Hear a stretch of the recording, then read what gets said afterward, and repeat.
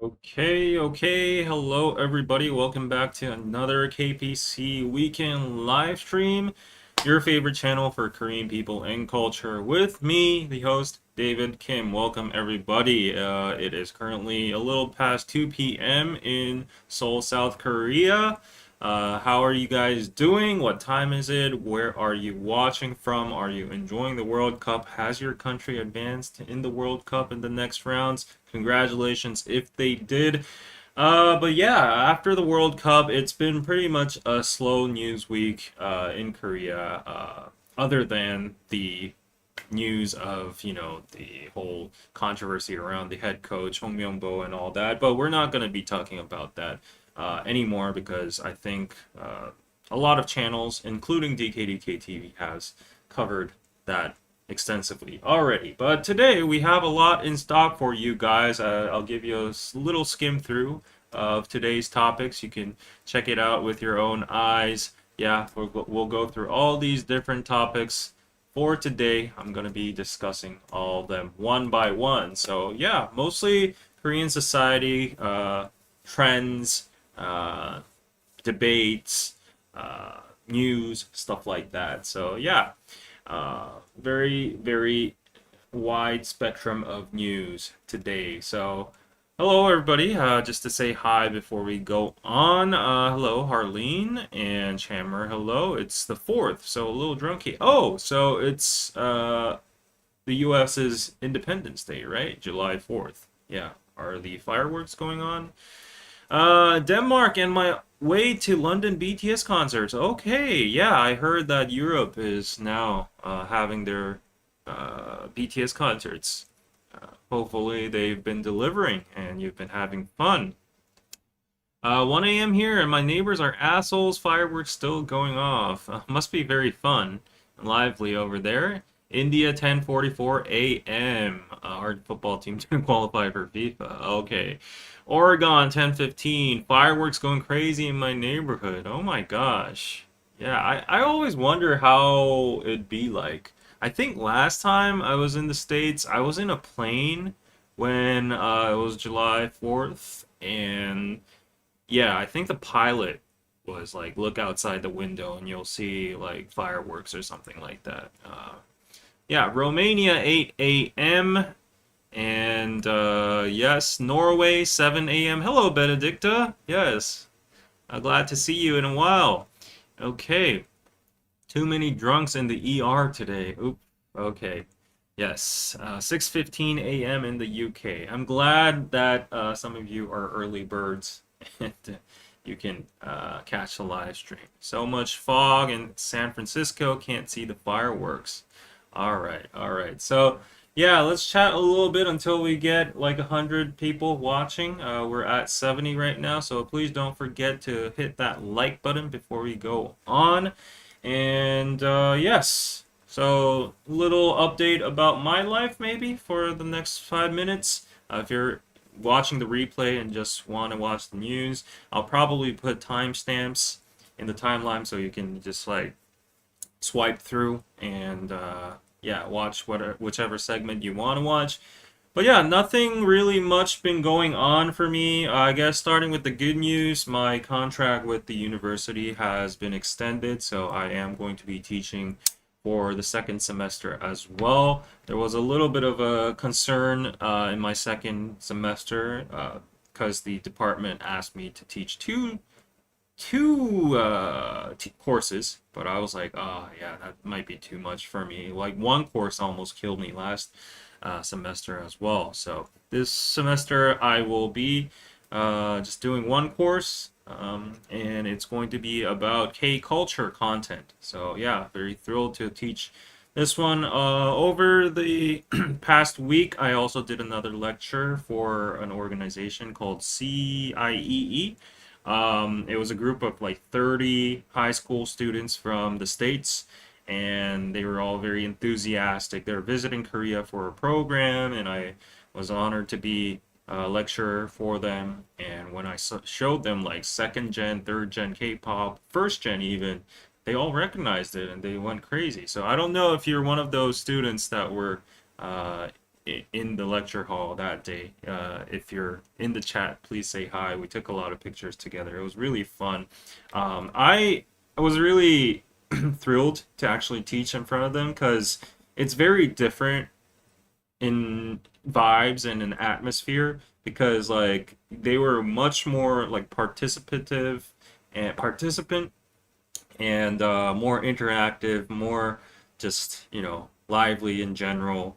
And look, we all took some like cute pictures together. Like I need more pictures to come, but it was like a whole group of people. Yeah, over here you can see me in the flesh teaching. But yeah, it was a good experience. Of course, I had to highlight groups like ATs as well. And yeah, I really enjoyed it. So yes, my YouTube channel keeps on giving me great opportunities to connect. And I actually talked about you guys a lot, especially my experiences on how like I get to travel the world and get open to new perspectives. My visit to like Texas and Northern Europe, Norway, everywhere. So yeah, I'm always thankful to you guys. That's what I've been up to. Other than that, nothing out of the norm. Pretty routine. I've been working on a video, but I'm thinking of just scrapping it because I don't like it. Kind of a waste of time, but filmed other videos as well too. So yeah, more might be coming out. Yeah, the problem is I'm a little bit of a perfectionist. I don't know if I come off that way, but yeah, innately I'm a little bit of a perfectionist, and if things aren't at my standard, I just like discard them and scrap them. There have been so many videos that ended up in that waste bin. I feel bad for them, but yeah, it is what it is. It's just not my personality. I just can't put out mediocre stuff. Um, yeah, any army students? Oh, for sure. A lot of them were army. Did they learn? Did they know these groups? Yeah, they knew all of them. I didn't have anything to teach. It was more like just like a hype session. Like whenever I brought up this group, they were like, woo! And I brought up Girls' Generation, woo! And I was like, you guys know Big Bang? And they're like, of course we know. So yeah, interesting. I tutor part-time at Uni in Indigenous Studies. Okay, okay. What do you wear as a professor? Are you expected to dress formal? A little bit more formal than this right now. I can't go in a snapback and just a Uniqlo t-shirt.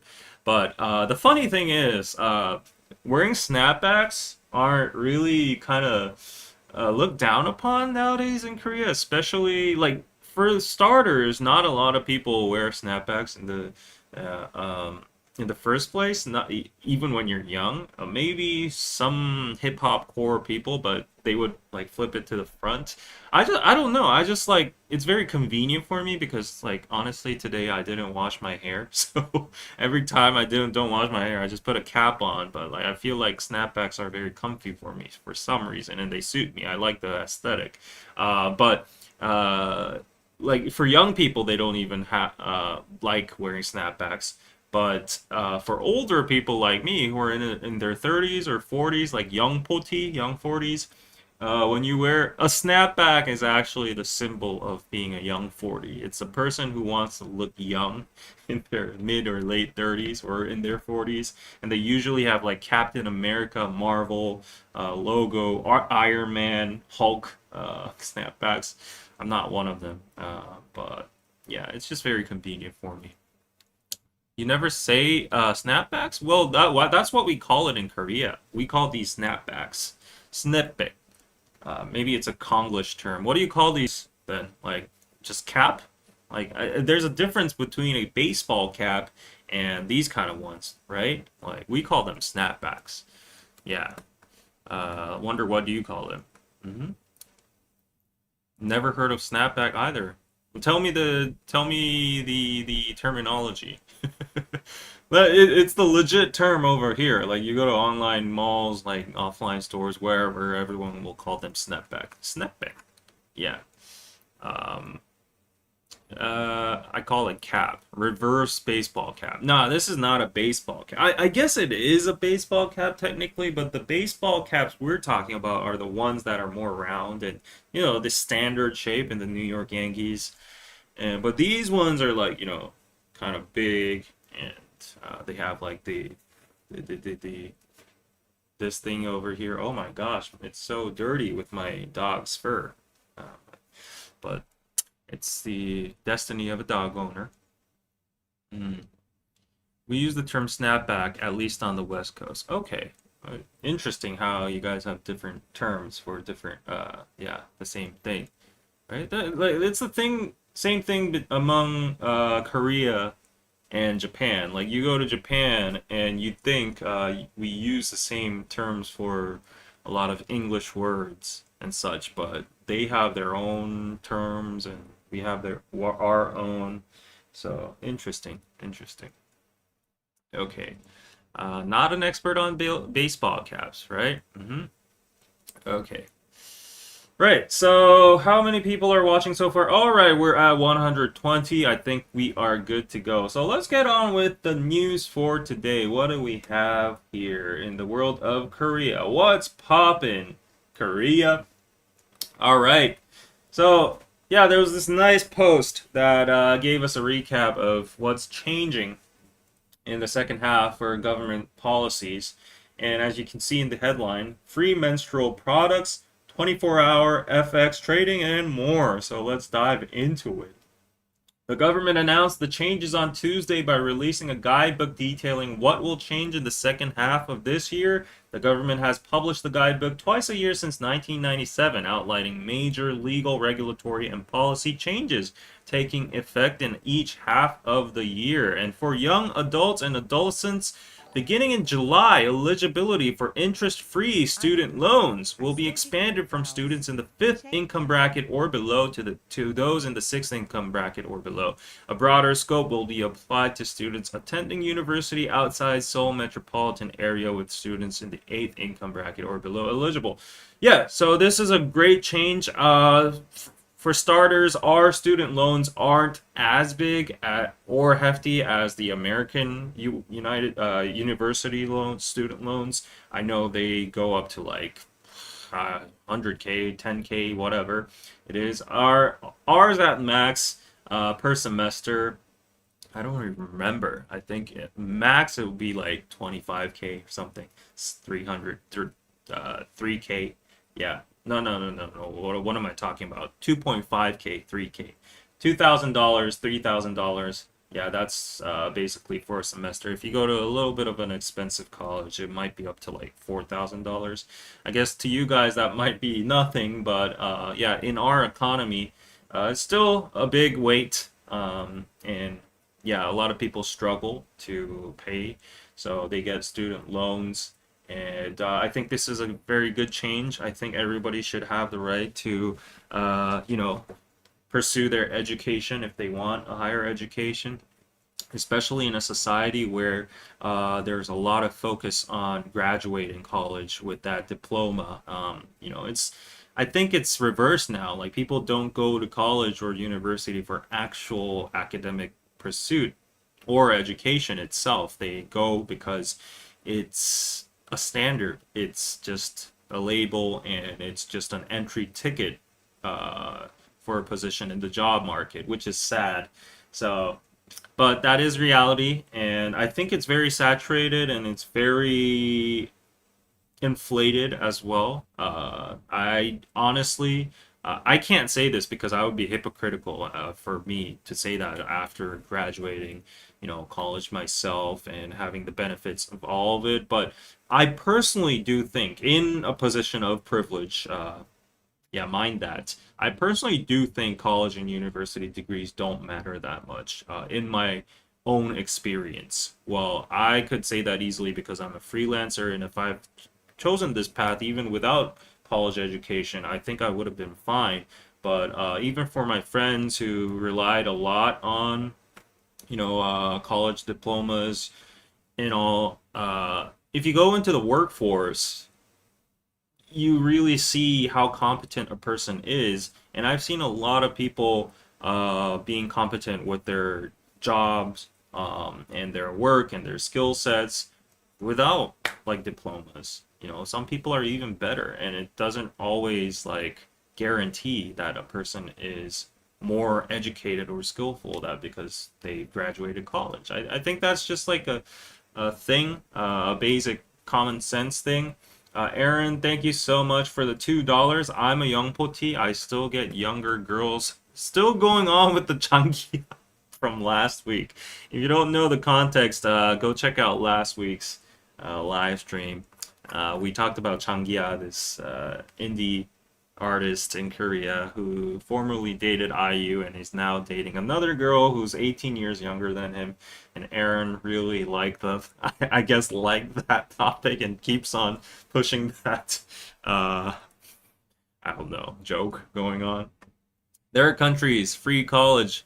In America, so sad, education is important. Yes, you need a college education for research and engineering. Of course, for certain fields, you definitely need college education.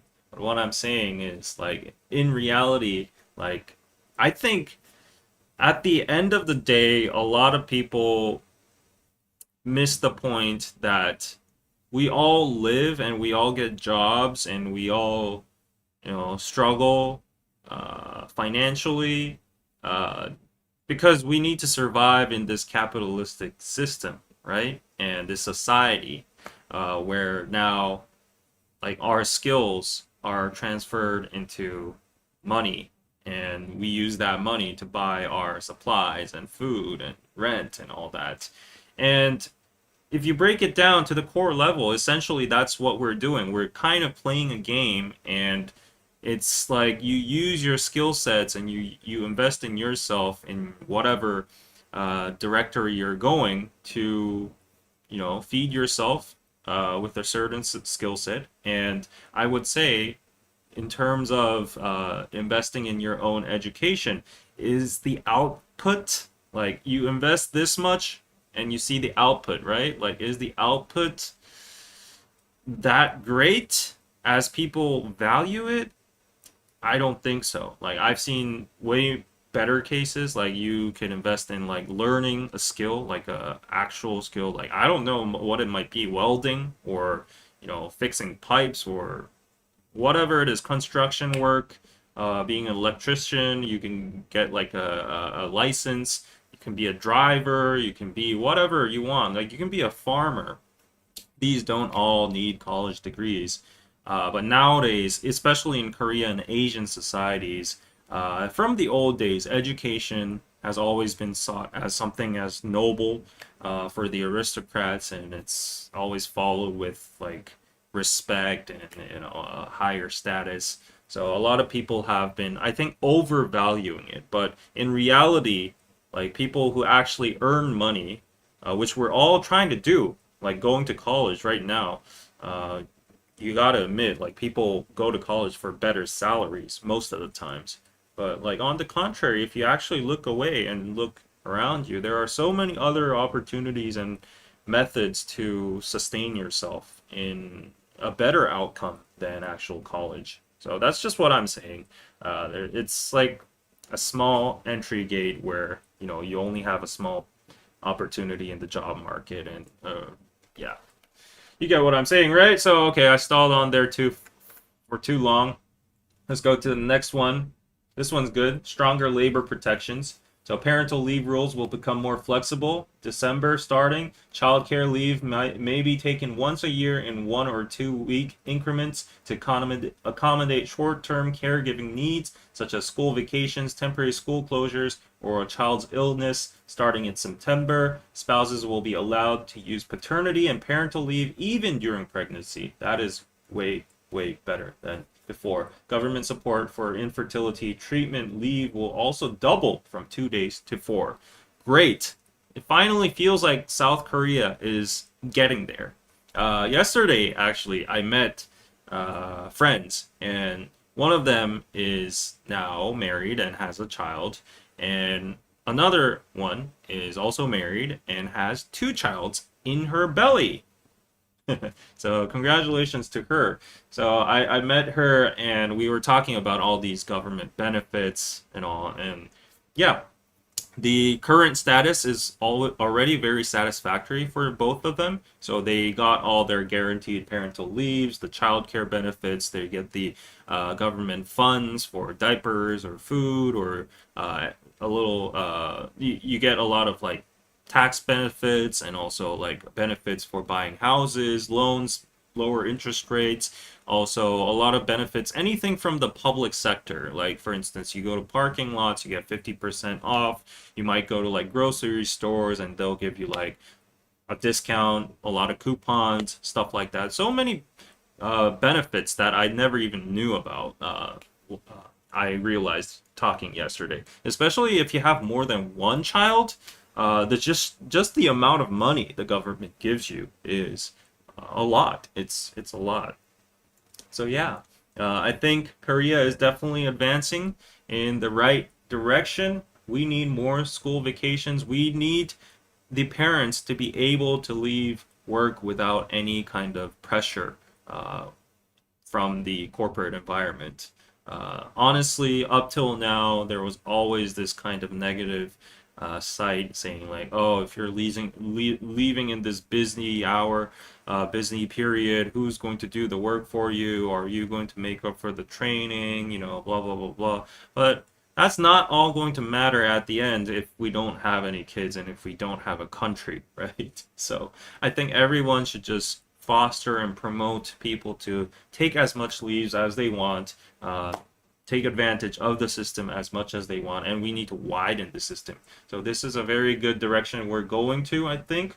And here we go. We got more cultural benefits. So the government is going to roll out a broader range of public support measures, including movie ticket discounts, food assistance, and expanded access to free menstrual products. So way to go for all the new, I think, what do you call it? Like, I guess, welfare for people that, I've heard a lot of children, especially female children, when first their menstrual activities start, when they're in high school, a lot of girls that are not in good family environments, like kids in poverty, they really don't have access to the pads and whatever the menstrual products, right? So sometimes I heard like they have to go to the extent of like lending them or stealing them or maybe sometimes even reusing them. And it's very bad for their hygiene and also it's very demoralizing for them as well too. It's a very sad thing because it's as a woman, as a female, it's just very essential.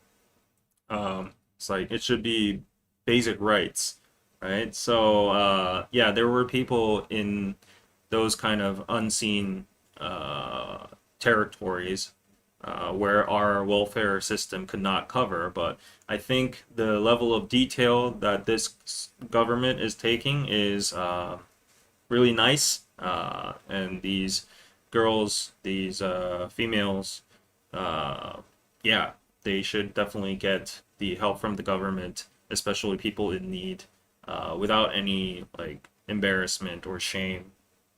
So yeah, I think that's a very huge, huge thing, and I am really mad at the people in some of the comments saying like this was actually pretty big news about the launch of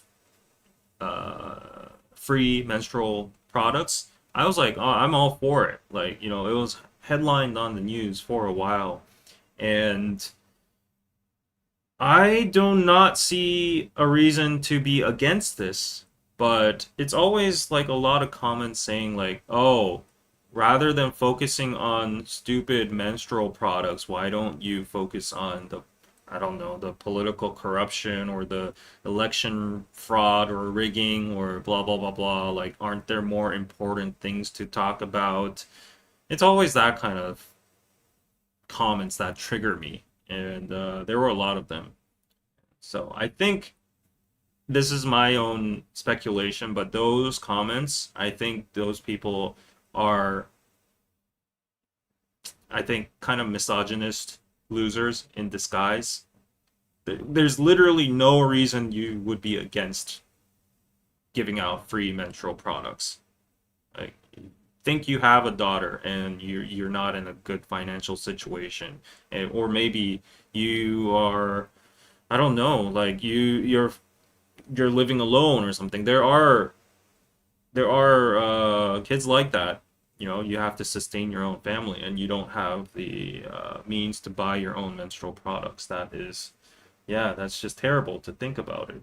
So yeah, on top of that, food assistance for sure. There are a lot of kids that just live by themselves and they live off of ramen, and we have uh we have I think for a very affordable price or either for free, we have school cafeteria food provided. But on the weekends or for dinner, a lot of kids miss out and they have to starve. So we need more food assistance as well. And for movie ticket discounts too. Like a lot of kids in poverty, they never get to go to the movie theaters because like one movie is like 20 bucks nowadays. I can't even afford that. Like an adult who's having an economic, you know, capability is struggling to go to the movies. So think of kids. So yeah, I think these cultural and these essential benefits widening is definitely a must. I don't think it's a waste of tax money at all.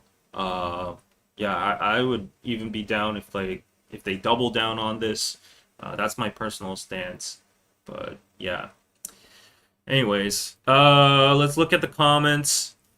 People have been saying this in the US for a while. Usually, teachers or counselors will give them to students. It's one of the many things the staff have to pay. Whoa, the staff pays for it. Very unfair for the staff. Yeah, it should be funded by the government. You know, there is so much tax money being wasted on stupid projects. So, for instance, like, I was looking at this random news yesterday. In the city of Ulsan, it's next to Busan. It's like a harbor city, and they're trying to build an opera house over there. And the cost for that opera house is, wait, 10억 is 1 million, 100억 is 10 million, 1000억 is 100 million, 5천억. So that would be like 2.5 250 million or something like that. Anyways, it's an astronomical amount of money. Like we're talking about hundreds of millions of dollars in building opera houses. Of course, it might be beneficial.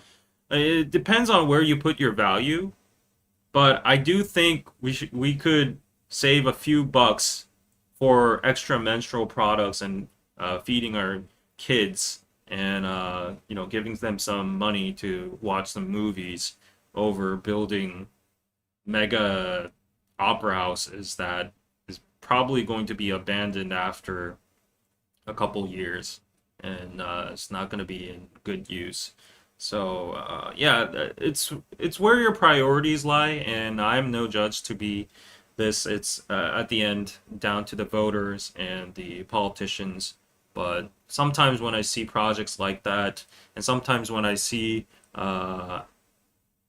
when we near the year end, they always just repave the roads, and they just flip the bricks and replace them, and that costs a lot of money. I guess that's giving jobs to the construction workers, but it's a lot of tax money, and we have honestly perfectly fine roads.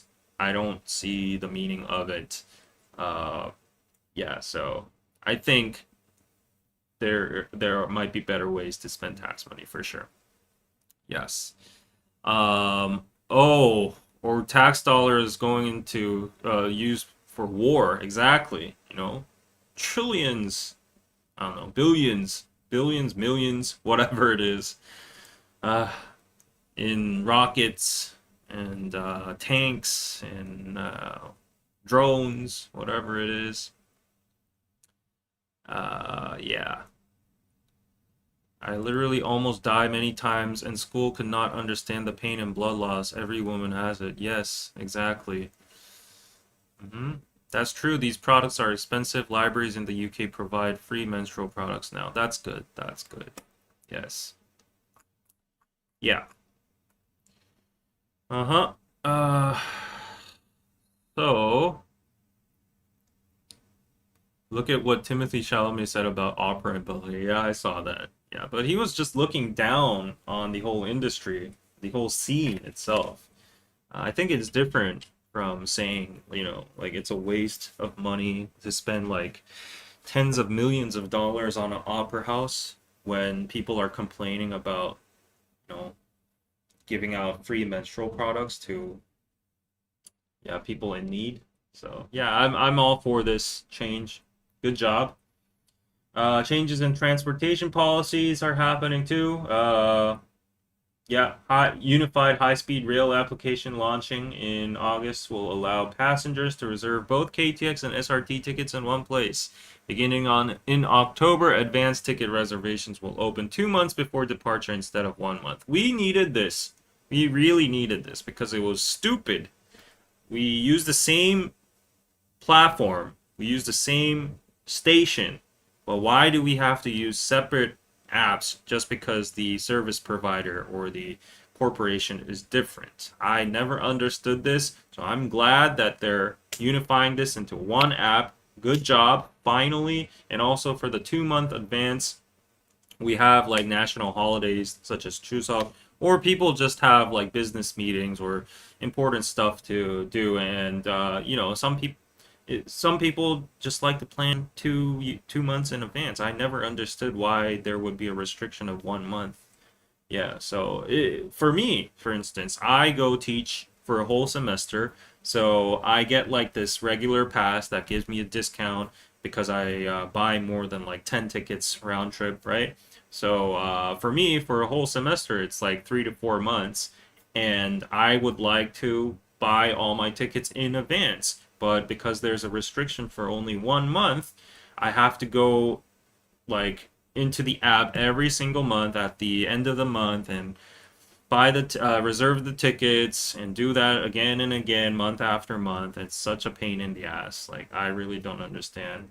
Well, maybe like systematically it might be hard or it might take extra costs or whatever, but from the consumer side, it's just like not logical. Yeah, and yes, this is a big change. So they're going to improve financial services, expanding consumer convenience, and blah blah blah. But as you saw in the title, they are planning to apply 24-hour FX trading. So nowadays, this government is very, very focused on standardizing and elevating the financial market of Korea. We call ourselves a developed country now. I think statistically and objectively, we would fall into the categories of a developed market, but the corporate culture and the financial culture is actually very lagging. Recently, we didn't even make it into like the developed nations financial, what do you call it, metrics or whatever. It's called the MSCI. We disqualified for that because our financial system had so many laggings, such as we don't provide English for investors. We don't have like 20 extended hours for trading. Our domestic companies, they make altercations in their books, or they manipulate stock prices because they want to inherit the company at a cheaper price, stuff like that.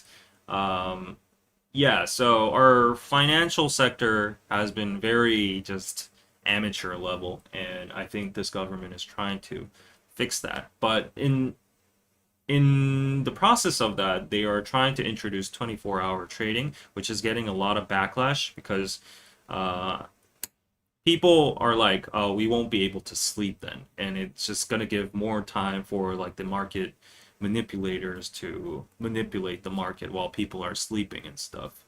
I kind of agree. Like, I think there should be a set time for stock trading or, yeah, such. Right now in Korea, it starts from 9 a.m. to 3:20 p.m. Market closes officially at 3:30, but then ever since this government and quite recently, we've extended that time with a thing called the next trade market. It's outside of the regular market, and it starts from 8 a.m., 1 hour earlier, and then it ends at 8 p.m. So within those times, we can trade, mostly retail traders. But yeah, I think yeah, more fees, more commission for these the the investing companies, the trading companies, and so yeah, more tax. Yes, it's good, but for the retail investors, they can't rest. So there's a big debate about that, right? You didn't know this? Okay, yeah. Mm. But you have Samsung and etc. What context are you talking about? I forgot. Uh, okay, so smart doing this, right? Okay, so yeah, for some fun stuff, I brought you this new drama that I've been hooked, and I actually binge watched throughout the night yesterday. I caught up to the recent episode. It's called Agent Kim Reactivated. Who's watched this? I think it's the hottest drama in Korea right now, by far. And it's really good. So let me. So it's really not. It's a really fun action drama. It's really funny as well too. There's a lot of comedic scenes, and oh my gosh! And So Ji-sub, the actor, the main actor, he's very charismatic, and I think he plays the role really well. And amongst the episodes, it really shows you the realities of Korea too. So I think it's well depicted. I first saw it as a webtoon, and I was a big fan of it. It's still going on, but they already made the drama here, so you can go check it out. It's really fun. Big recommend. I don't think yeah, the webtoon is still going on, I think. I'm waiting for all episodes are available before I watch it. Yeah, I should have done that too because it's at episode 5 now, and oh, the cliffhangers are crazy. Taken but in Korea. That's a very accurate description. And yeah, I follow Reactivate Agent Kim. Okay, the Bard is watching. It's really nice. It's very cinematic. The actor Seo Ji-sub is really good in the fighting scenes. Yeah, and the Taekwondo master, it's just so funny. He always wears that Taekwondo outfit. But that's exactly how it is in the webtoon itself too. So it's very canon. It's very good. It's not a mini series. Yeah. You plan to watch it. You won't be disappointed. Yes, there's this other guy that's not in this trailer who is the third friend of these people, and he's the funniest dude. He's like an ex-Marine, and he's like the funniest act over here. But yeah, you guys should check it out. Hmm. All right, so I just wanted to introduce you to that, and yeah, he's the Korean Keanu Reeves. Keeps on giving amazing action. Exactly. All right. And yes. Okay, we got some big changes happening in Korea as well. More move over med schools. Semiconductor majors are cram schools' new focus. So if you see here, employment-linked semiconductor majors at universities are rapidly gaining popularity due to the chip industry's dramatic growth, and cram schools have wasted no time in jumping on the trend. Some of Korea's top high school students have even begun preparing for semiconductor majors well before college admissions, taking classes arranged by cram schools or hagwon. And hagwon in the after-school education hubs of Daechi-dong and Mokdong have long offered classes that prepared students for admission to what has traditionally been a top 5 list of preferred majors: medicine, dentistry, traditional Korean medicine, pharmacy, and veterinary medicine. However, many have become adding semiconductors to that list. Even admissions consulting firms specializing in semiconductor programs have emerged. This is crazy. Teaching semiconductor related stuff to high school students? That's crazy. Teachers say the shift is becoming increasingly visible in public schools as well. Grades and extracurricular records in mathematics, physics, and IT are important for admission to semiconductor programs. So they have after-school programs to help students build experience in those fields. Wow, this is crazy, right? So yeah, I've been talking about this for the past few weeks. You know, everything is just derived from the success of Samsung and SK Hynix. Uh, yeah, Korea is right now just booming with money flowing in from all the big tech companies of America. Actually, I heard that the Trump administration and the U.S. Congress is actually trying to make something so that they can kind of, what do you call it? Like right now, it's like the balance is tipped towards the Korean side because we're only we're the only two manufacturers apart from Micron Technology, which is another semiconductor factor uh, manufacturer. So we have different specialties in terms of like DRAMs and stuff. Like we have HBMs, we have good stuff. But like TSMC, they have other semiconductors. But anyways, the big the big seven like Meta, Google, Amazon, Tesla, everyone, Apple, they're buying enormous amounts of semiconductors at very high prices, and the authority is given to us to fluctuate the prices upon demand. So, like right now, the semiconductor prices are just crazy high. So Apple recently said, like, we can't do this. So they have asked the government of the United States to be given permission to use Chinese semiconductor products because they couldn't stand the overinflated prices of semiconductors coming from Korea or other places. So yeah, things like that is happening. So money is overflowing into Korea. Who would have known? Like Korea would be the biggest beneficiary of the AI era. I think AI is to stay. AI is just going to get bigger, and it's going to be applied in every single application or car or whatever in our lives. So yes, this is not like the internet bubble. Yeah, like a lot of people use the analogy of the gold rush. They say like Google, Meta, OpenAI, every one of these players that are investing hugely in data centers and AI, they might be the people who are mining for gold. They are the miners in the gold rush, and they want to strike that gold mine, that stream of gold. However, the Korea right now, Samsung and SK Hynix are the ones that are selling the blue jeans, the jeans, or the, what do you call them, the excavating tools to the miners. So we're the ones that are profiting the most right now. It's not it's just a win-win situation for us. On the contrary, after this whole AI investment race, there might be losers. I think there will be losers. My guess is it's going to be OpenAI is going to be a loser. I think Meta might even be a loser. Apple has already given up on its AI stuff. So yeah, there will be winners. I think Google is definitely going to be a winner. Um, so yeah, but we're here to benefit. So it's just normal that these kids are getting prepared for the next era, and we know that being a doctor isn't the best thing anymore. You go to Samsung, you go to SK, and you'll get like higher wages than being one of those professions. So it makes total sense. It's crazy. It's crazy though. Semiconductors seem so far away from, I don't know. Like, I don't know how to put it. It just sounds so distant. It sounds so high tech that it just seems unapproachable from a normal person's point of view. So the fact that students are preparing for it is just very absurd to me.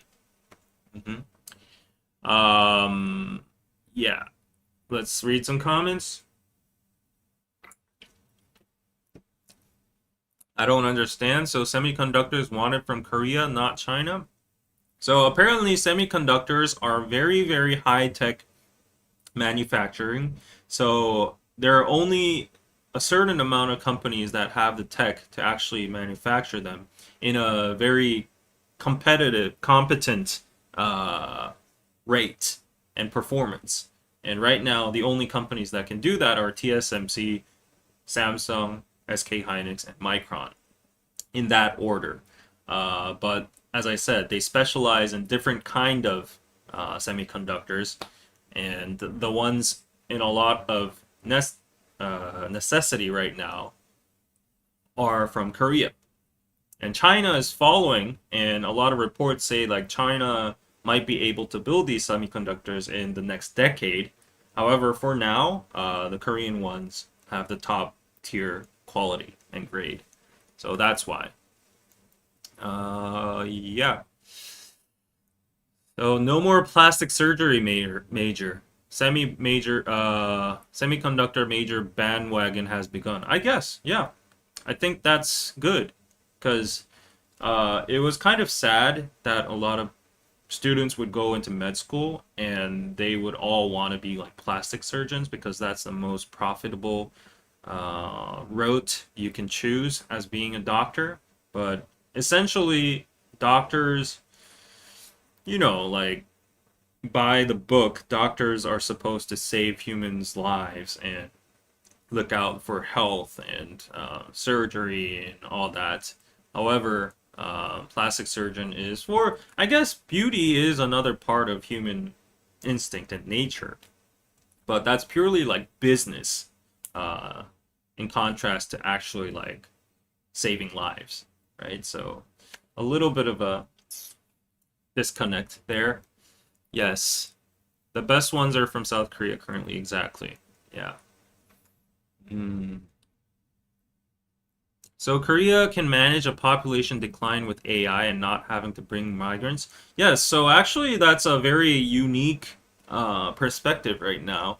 So a lot of people have been writing industry reports that South Korea might be the first experimental country in the world in late stage capitalism where everyone is, you know, either it's because of the inflated prices or either it's because of your own luxury and convenience and comfort. For whichever reason it is, people are refusing to have kids, right? They're not getting married. The birth rates are falling down in developed countries without except my vocabulary is glitching. Exception, without exception. Uh, the only countries that are increasing in birth rate are the ones that are religious driven and low what do you call it, developing countries that still do not have like the infrastructure or like the education or the needs, the materials to prevent unwanted pregnancy. However, yeah, like countries like Taiwan, Singapore, South Korea, Japan, China were all declining in birth rate, and people were very concerned on how are we going to sustain our economy and country if we don't have any people working anymore. So that was like the eternal task. It was like the ultimate task for challenge for us. But then who would have thought that AI would just come out and then we have robots coming out and South Korea is a powerhouse for both of it. So we have the semiconductors over here, we have the robotics over here at Hyundai. We combine these two. We're already using them in machine factories. So there's going to be massive increase in production and yeah, there's going to be massive wealth. So that's why we're already talking about sharing the excessive income coming from these semiconductor companies like Samsung and Hynix, and that's causing a lot of debate, but it's just so much money that the government's like, maybe we should consider sharing it as welfare. So we're seeing a model slightly brew here. It's coming close to like universal income. So, yeah, a lot of people are looking into our country right now, whether this model is going to succeed or not. They're saying like the aging curve, the aging population is going to be solved also with robot caretakers too. A lot of unwanted jobs from the youth, such as very hard and physical jobs will be replaced with robots too. Yeah, so I think it's too optimistic now, but the thing is that the environment is set, and Korea is the perfect environment to be like an experiment lab for the next generation of human beings and the form of society, living with robots and AI. So yeah, it could be a total disaster, dystopia, but it could be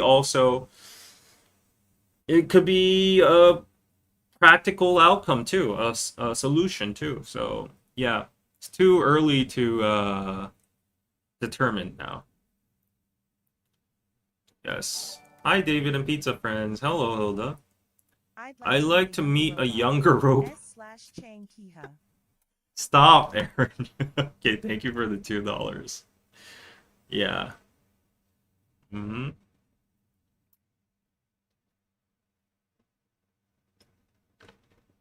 In the current economy, having children is not considered important compared to the boomer generation. Yes. People just prioritize their own happiness and lives. Mm-hmm. Yeah. So, okay. Kids learning semiconductors. Speaking of marriage, we have more marriage-related news over here.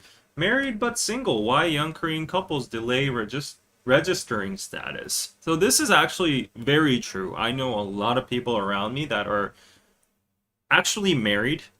They're de facto like a married couple, but they're not on paper married. They're just like, yeah, married. I don't know how to describe that. They're not married on paper or legally. Um, so if you look at this person, Shin Dong-eun got married in March, but his legal status has yet to catch up. 3 months after his wedding, he remains single, at least on official records. And once you register, everything from your legal status, housing eligibility, and even welfare benefits change. So we're asking ourselves what registering our marriage actually adds.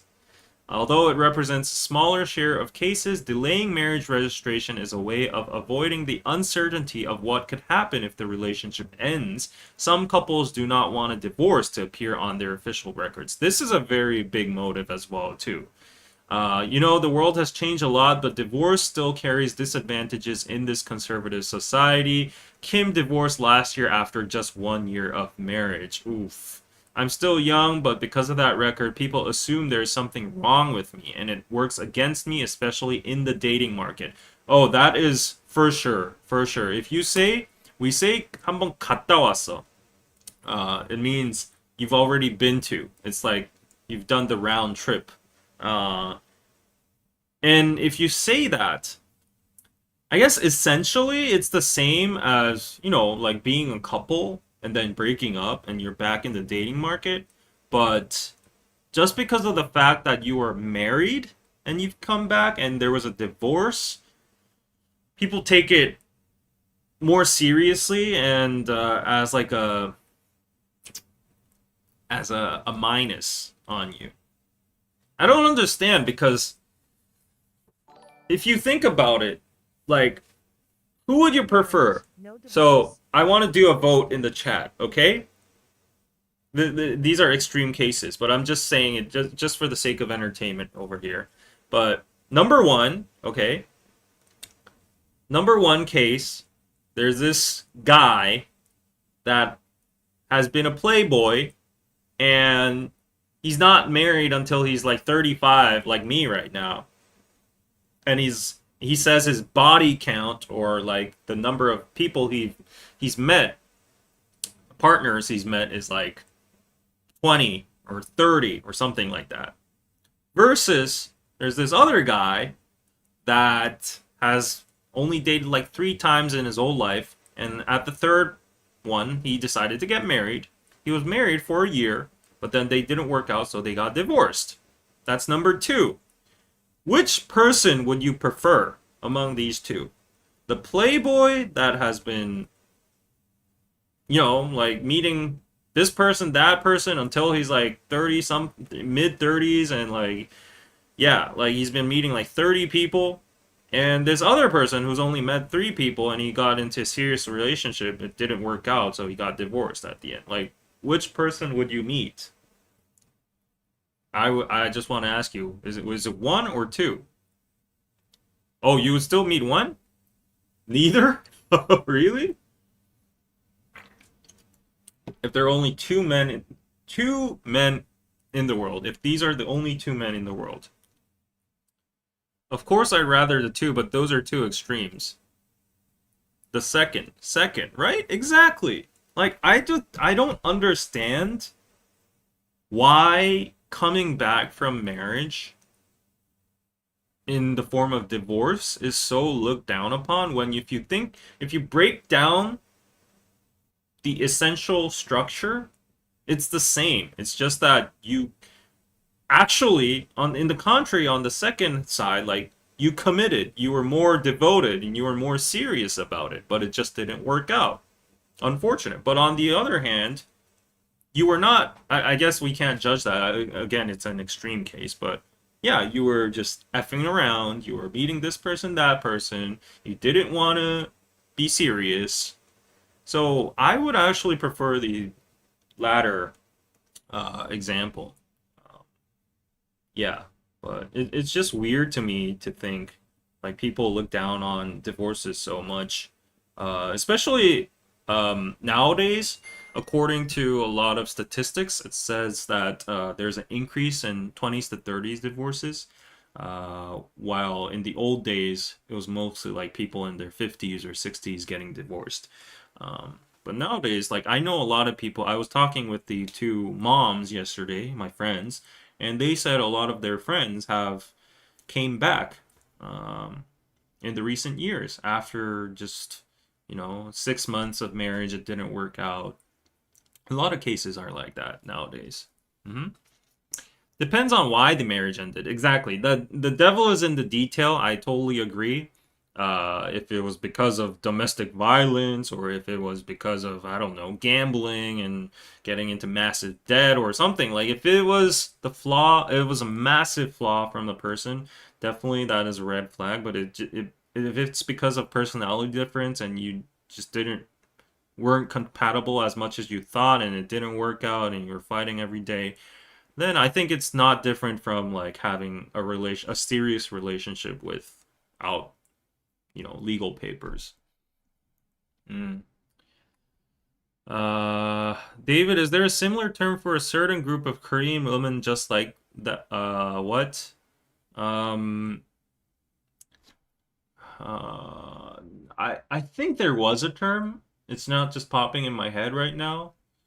Uh, no, I can't think of it right now. But the only term I can think of is like you made the round trip. 갔다 왔어. Mhm. Yeah. Yeah.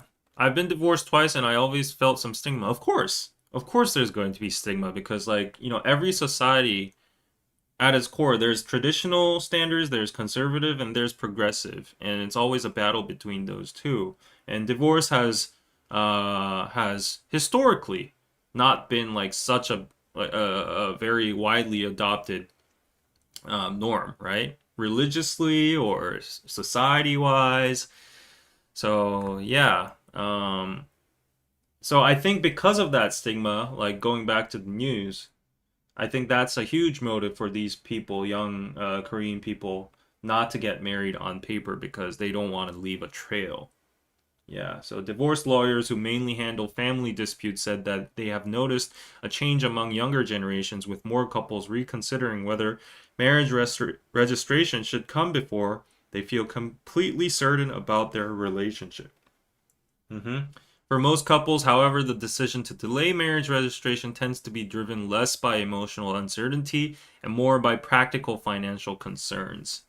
Yeah, so in some countries, it would maybe even apply to Korea to some extent, but some people just get married super early just for housing purposes because the government gives you a lot of benefits if you're a married couple. And if you have a baby, they give you even more benefits. So, yeah, people think like, am I gonna meet someone better than this? You might as well just early get married early and get all those benefits and you know elevate my financial status earlier. Like it's better to own a house earlier, right? With inflation and everything, housing prices always go up. So yeah, a lot of people are making these decisions based on the housing and financials, all that. Yeah. Aaron, thank you for the $2. No marriage, no divorce can't be damaged goods. Hmm? Hmm. Okay. Yeah. And I think because it's getting more and more financial, marriage is simply a property contract. I think people are seeing it more in a financial kind of lens. Because of that, a lot of people are getting more cautious about marriage too because of the divorce and the divorce rates they're seeing. Statistics don't lie, right? It's a reality. And everybody just tries to hide it, but like it's, yeah, statistics. So everybody's seeing the divorce rates and they're like, oh, how are we going to split our property, our money? And a lot of people fear the divorce split. So people be like, let's not get married on paper. Let's separate our funds. Um, a lot of people I know actually put their money before marriage under the name of their mother or their parents, so that it can be legally untouched because it's under a different name. Um, yeah, there are marriages that they have like contracts actually. Even it's like prenups, and they make rules like anything if we were to get into a divorce in the future, anything split should only be from this point on what we earn after our marriage. And like if our housing prices go up, our apartment or our shared property prices go up, that can be shared evenly. But anything before marriage or anything I've accumulated or contributed more is not going to be split 50-50, like stuff like that, right? So people are getting more and more cautious. There are more barriers and hurdles to marriage. So yeah, it's hard. Like this, it says registered couples are assessed based on their combined household income when applying for mortgage. For some dual income middle class couples, this can actually reduce access to government support. Mm-hmm. Yeah, some people, I've seen a lot of interviews saying they got married because they have double income, and you know how money snowballs, right? If you have a bigger seed money, you can invest it, and the 1% return from 100K is very different from a 1% return from 10K or 50K by yourself, right? So, it just uh, it just snowballs and grows on, and that's why they get married very early. Ryan, thank you for the $7. Is there a similar term for a certain group of single women in Korea, just like in China, where they are called the leftover women? I don't think we call them as brutal as that, like in terms of leftover. As I already answered your question before, I think that's very derogatory, obviously, but that's very brutal in even Korean standards. We would just say 이혼녀. That would be like divorced woman. But it goes for the same for men as well, to 이혼남. But a specific term? I don't know. Since you sent a super chat, let me. 한국에서 이혼녀, 이혼남을 낮춰 부르는 말이 있을까? Yeah, let's see if Gemini actually knows. No, no. Well, there are some words that I'm seeing, but I've never really seen these words in usage that much. I've maybe like I've heard it like one time from like the media that wants to actually sensationalize these kind of terms. It's called 반품남, 반품녀. It means like it's a refund. Refund. Yeah, refunded product. Returned product. Returned product would be the right term. Return. So return would be the term, or second hand. Second hand. Something like that. But I have seldom heard these. Oh, okay. So this is not a derogatory term, but we definitely use this term. This is like the most widely used term. I'm glad you actually asked because I can spotlight this word. Dolsing. This is the most commonly used word for anybody who's gone through a divorce and has returned. So Dolsing is an acronym for 돌아온 싱글. 싱글로 돌아오다. That means like you've returned as a single. So 돌싱. Yeah, that's actually a very positive term. I think it has a positive connotation because people didn't want to label divorced people as something wrong or bad. They made up this term, so it's more friendly, it's more media friendly, it's more easier to describe a person. In the old days, we'd always shush and say like, "Oh, he's like, he's a secondhand returned," something like that. But then, ever since we use this term, we can just openly say, "Oh, 돌싱이야." Like he's a 돌싱.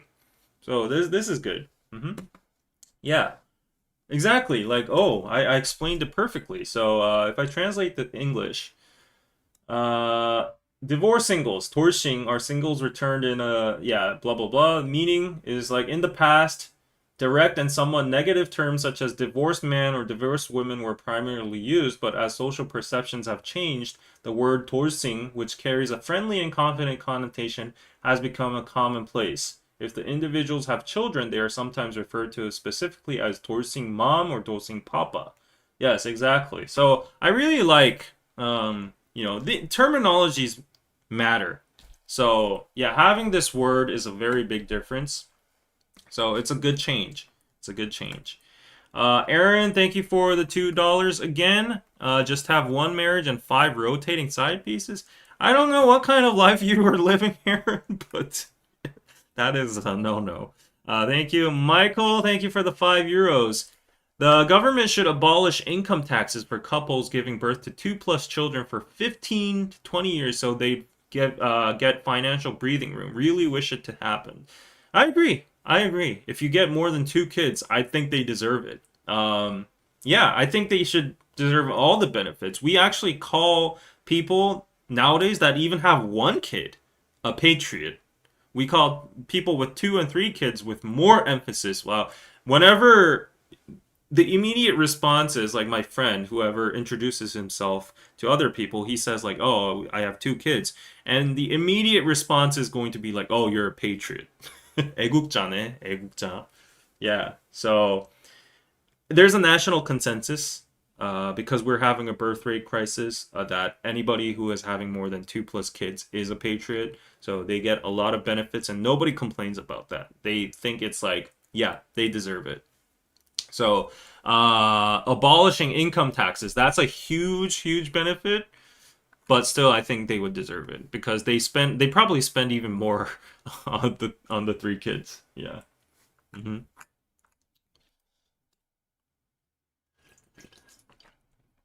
Mm, yeah. Oh my God. Oh, okay. I don't know where you learned this, SYJ, but that is a very, very bad term. But since it's in the comments, I will try to explain it as politically correct as possible. Um, this is a very bad term. It's not particularly for divorced women. It's actually like a more generally derogatory term for any woman that is old, that doesn't have like the ability to bear a child. So someone who gets closer to like 30, mid 30s, late 30s, they become unfavorable from the dating market. And even if it's not for like birth capabilities, um, if there are some kind of social, socially uh, taboo things that the woman has been labeled, people will call them that word. It's called Sangpae-nyeo, and it's a very brutal word. Sangpae means you're delisted. It's a stock term. From the market, there are corporates that are not profitable. They're in massive debt and they have no value. So the market delists them. So they're no longer traded. So there is that derogatory term saying you're delisted. But yeah, if you actually said that in front of a woman or any setting, like yeah, other than like the incels on the internet, I would not see see that happening in a, a happy ending. Yeah, that's awful, right? Um, Anyways, okay, I guess we did have a similar term as Ryan said. But yeah, at least we have Dorsing, which is changing the culture and the perspective towards divorcees, right? So I think that's good. Horrible word. Presumably, there's not an equivalent word for men. Uh, if I look hard enough, I think there would be because the radical feminists always have their mirroring tactics. So I would definitely think there would be. Uh, but I am just not into that culture that much. So I don't know. Mm. Any derogatory term for male divorcees? Okay, since you guys are asking to level the balance, let's see. 상패여와 같은 수준의 남성을 지칭하는 별칭은 없을까? I'm just asking Gemini. Yeah. I'd be surprised if it actually knows. Yeah, like okay. Yeah, it says in female communities, they use the mirroring tactic to use the same word, Sangpae-nam. It means like delisted man. Yeah. There is. Okay, there is one. Okay. Oh my gosh. Yeah. I should have seen this coming, like expected this from a gender conflict society, but there's a word. Okay, I think this is even worse. So, okay, like if we're battling on who's more unfortunate, um, so delisted woman means like at least you had value up to that date, right? But there's actually a term called Dotae-nam. Dotae-nam. How do I explain this politically correct? uh, wait. Yeah, okay, let me try to translate this in English. So, Dotae-nam is a word that I hear a lot, even more than Sangpae-nyeo. The term Dotae-nam is a neologism created by combining Dotae, elimination, and namja, man. Originally, Dotae referred to natural phenomenon where the weak or inferior gradually disappears. However, this concept has expanded to describe situations where individuals fall behind in competition or are excluded from society, making it difficult for them to demonstrate their abilities. Therefore, blah blah blah blah, who has been pushed out social competition on the dating market, unable to find suitable spouses, or who is in a state of being economically or socially behind. So basically, this term is used to anyone who looks ugly, who's fat, who doesn't have a job, who isn't able to date, who isn't able to get a marriage, who's basically a loser, and it's a very harsh way to say like, oh, you've been eliminated from society, like you have no value. Basically, Sangpae-nyeo and Dotae-nam have the same meaning, but it's like Dotae-nam is like you're innately like that. Like you didn't have a chance from the start. You're just a freaking loser.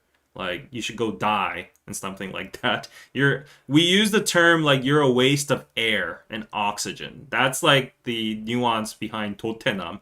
And Sangpae-nyeo is like, oh, women honestly like if if they have the what do you call it?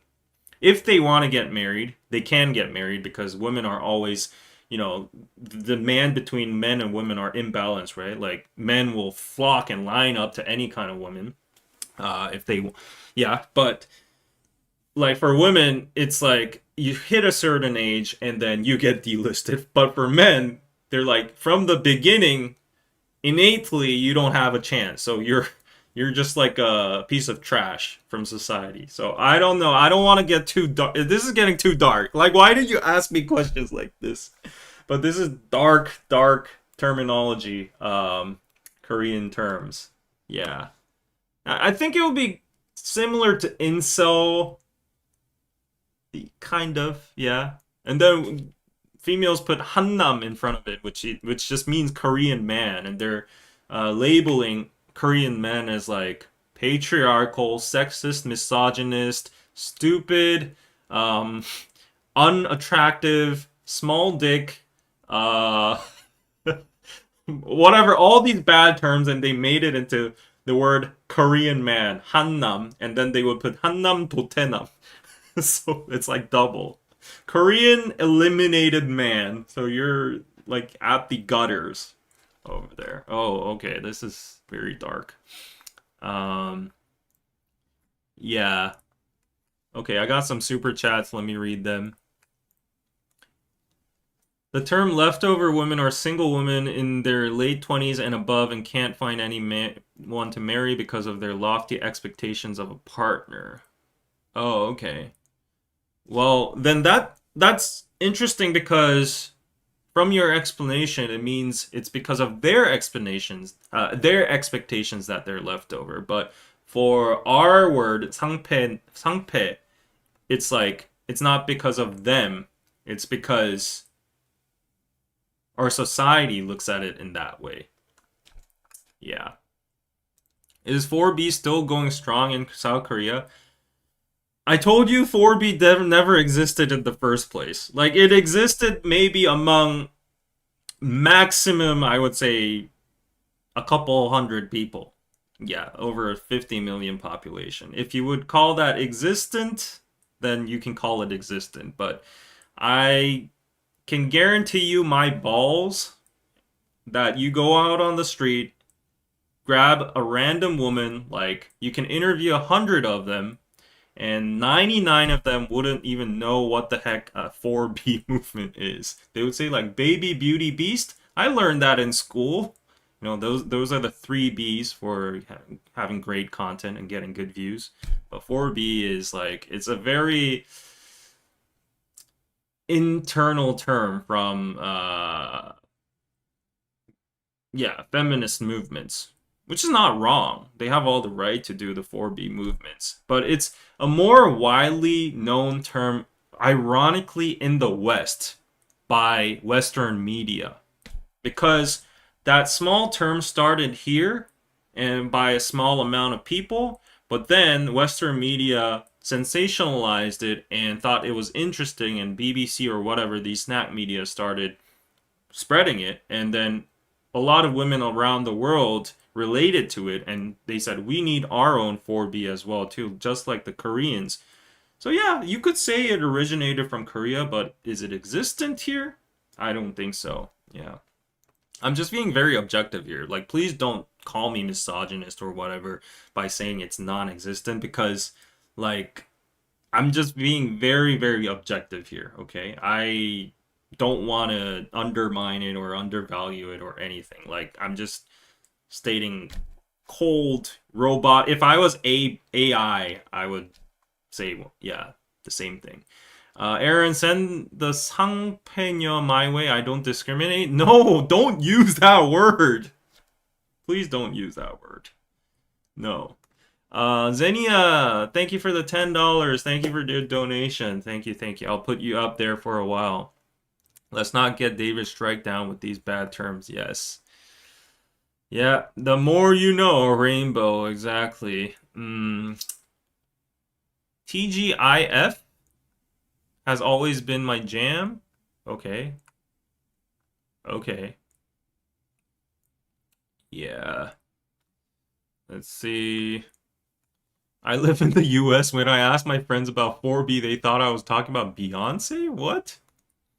Okay. Yeah. Hola, Uncle David. Been a long time not joining. Hope you're happily healthy. Yes, I am very healthy. Yeah. Wait a second before we move on. I'm just gonna put on the AC one more time. Uh,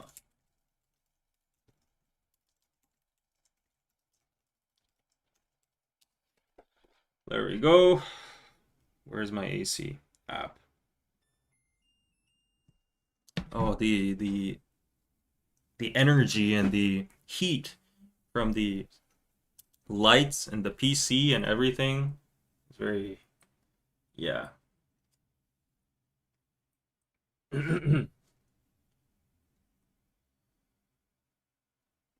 Yep.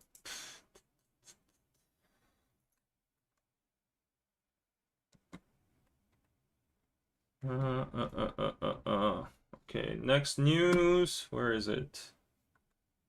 Okay, this is something interesting.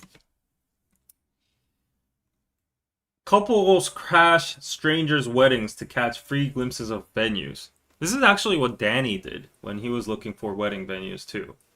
Apparently, you have to go through wedding planners, and these venues also have like tours that you can only book for certain time slots. And because there's a lot of demand but low time slots, yeah, you can't take a look of these venues even if you want to. So a lot of people are just sneaking in to other people's weddings, and they're disguised as guests.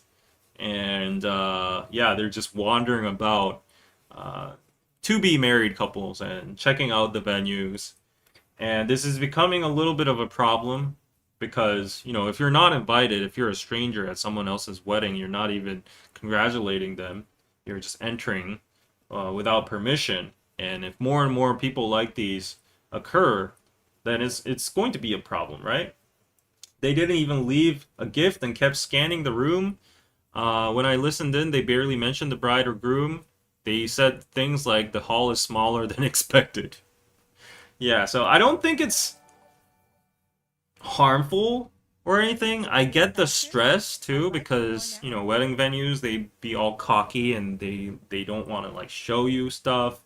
They don't want to give you tours and they want to feel like they're limited and act expensive. So I get the frustration, but yeah, it's just not basic manners to go into someone else's wedding and just probe around.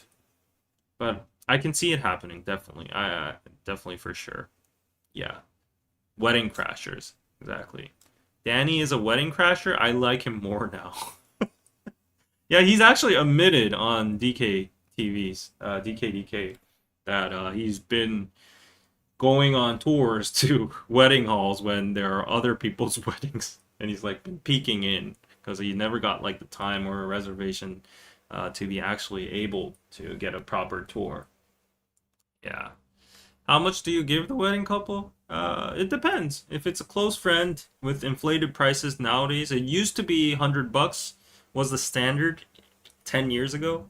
Nowadays, I think if you're really close, you'd give 150 or 200 because like 150 isn't a round figure. Um, so there's this really interesting Korean term called jachida. It's a very old term that's been used in media broadcasting settings. So media majors all knew about this term for a while. When I was in 2011, a lot of these producers, TV producers, or whoever was in the media scene knew about this. But it's become widely adopted over the years, and now everyone uses it. And it's really hard to explain, but jachida is a term. I'll try to explain it as much as I can. It's so it's like petty and very low. It's corny at the same time, and it's like lame. It's not harmful or anything. You're not disobeying the law or you're hurting anybody, but that behavior is just like it's like ew. Let's see what Google explains it as. 짜치다. Good.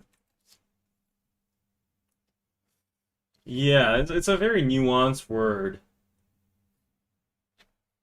To fall short of expectations in a situation or level, to look unimpressive and shabby, to be financially strained and destitute. Slang term that means low quality, disappointed, tacky. Yeah, tacky would be a good way to describe it. Yeah, it's a very unique nuance and hard to explain. I just realized it because the behavior of crashing someone else's like probing someone else's wedding without like going there as a guest is jacho. It's like you're not like doing any harm or anything wrong, but like that's very like tacky and shabby. It's like and also, again, like why I thought of this word is like you asked how much you give as congratulatory money. So I mean I am not financially very in a good place right now, and I have a lot of weddings to attend. But even so, when I go to a wedding, I'm I'm trying. I get the money from the ATM, and until the last minute, I weigh. I question myself whether I should give $150 or $200. So for $150, I'm like, yeah, I'm close, but not that close. We only see each other like once or twice per year.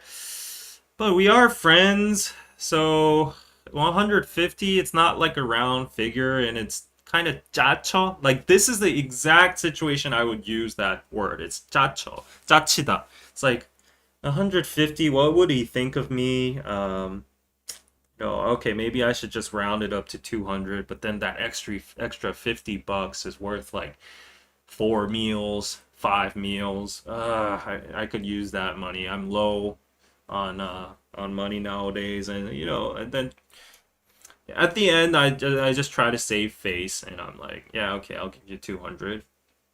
But yeah, if it's just an acquaintance, I definitely just go for 100.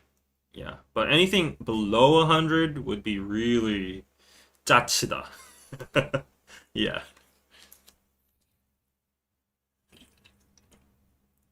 Uh, David saw that the housing prices have recently gone up a good deal the last few months. I'm sure some are happy and even sadder with the increase. Yes, I am sad. Um, the reason, okay, I actually have news related to this. It's all related, so let me just do it at one stop over here. Where'd it go? Where'd it go? Where did it go? Oh, maybe I didn't click on it. Oh, there we go. Okay. So, I'll get to this. So, Korea's monthly exports hit 100 billion for the first time. By destination, export to China shot up 92.1%, driven by solid growth in semiconductors, petrochemical products, machinery. Exports to the US also moved 78.6% up to 20 billion US dollars, driven by expanding its investment in AI servers. Okay, you got that, right? So basically, everything is related to semiconductors nowadays. We are living in a golden era, $100 billion exports. Semiconductors, thank you, right? Next news is no snacks or souvenirs. Record week 1 changes how Koreans travel abroad. You'd be wondering, why is this related to semiconductors? Right now, for $1, you can get the purchasing power of 1,551. So normally it should be pegged as $1 is 1,001. But over the years, the dollar has grown. the dollar hasn't grown stronger, but the won has gotten weaker, and then the dollar has like manipulated its way to get stronger. So the difference is like the purchasing power is 1.5x, one more than 1.5x. It's like you come to Korea with a dollar, and you'll probably get 55% more value with cheaper living cost over here too. So it's a really great time to travel to Korea right now because we have a really historically weak one. It's the weakest ever since the economic crisis. Um, yeah, so the one isn't falling down. The dollar isn't falling down, and yeah, that's why a lot of people are flocking to Korea. But ironically, and also to the housing price. So exports are at its all-time high. Stock market is at its all-time high, and but the won is at its all-time low. And why this is happening is all essentially because of two things. And the housing price is getting higher and higher. It's getting massively inflated. Everything is happening because of semiconductors. It all goes down to that. It's all connected at once. Semiconductors, massive demand, all these big tech companies throwing us billions of dollars. That money all flows into us.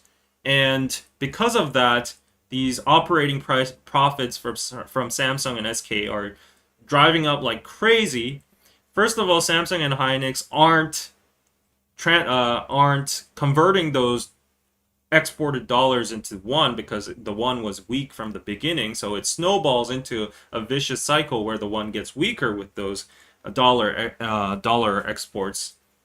But also, in the stock market, everyone is flocking towards Samsung and SK Hynix stocks. So it's gone up like 700%, 500% over the past year.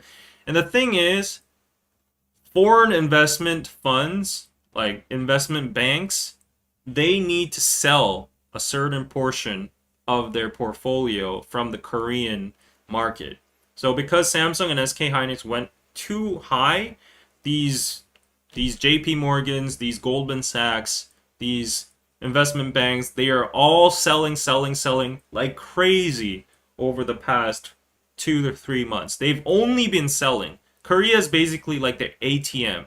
But the amazing thing is, however much these banks are selling in Korea, these funds, these hedge funds, whatever, they're selling like crazy every single day. They're dumping, but the stock prices aren't going down because the retail money and the Korean institutions are buying like crazy as well too. So what's happening is the American and foreign investment banks are cashing out and they're converting the Korean won into dollars, right? So the Korean won is getting weaker and weaker, and dollars are getting pulled out from our country. Samsung and Hynix aren't converting their money into won. So it's a supply and demand problem right now. There's an imbalance over here. That's why the won is getting weaker and it's triggering an economic crisis level event. And why is the housing pricing going up? It's because there have been so many people that have earned a lot of money from Samsung and SK Hynix. They're pulling out all their money from the stock market and reinvesting in the housing market.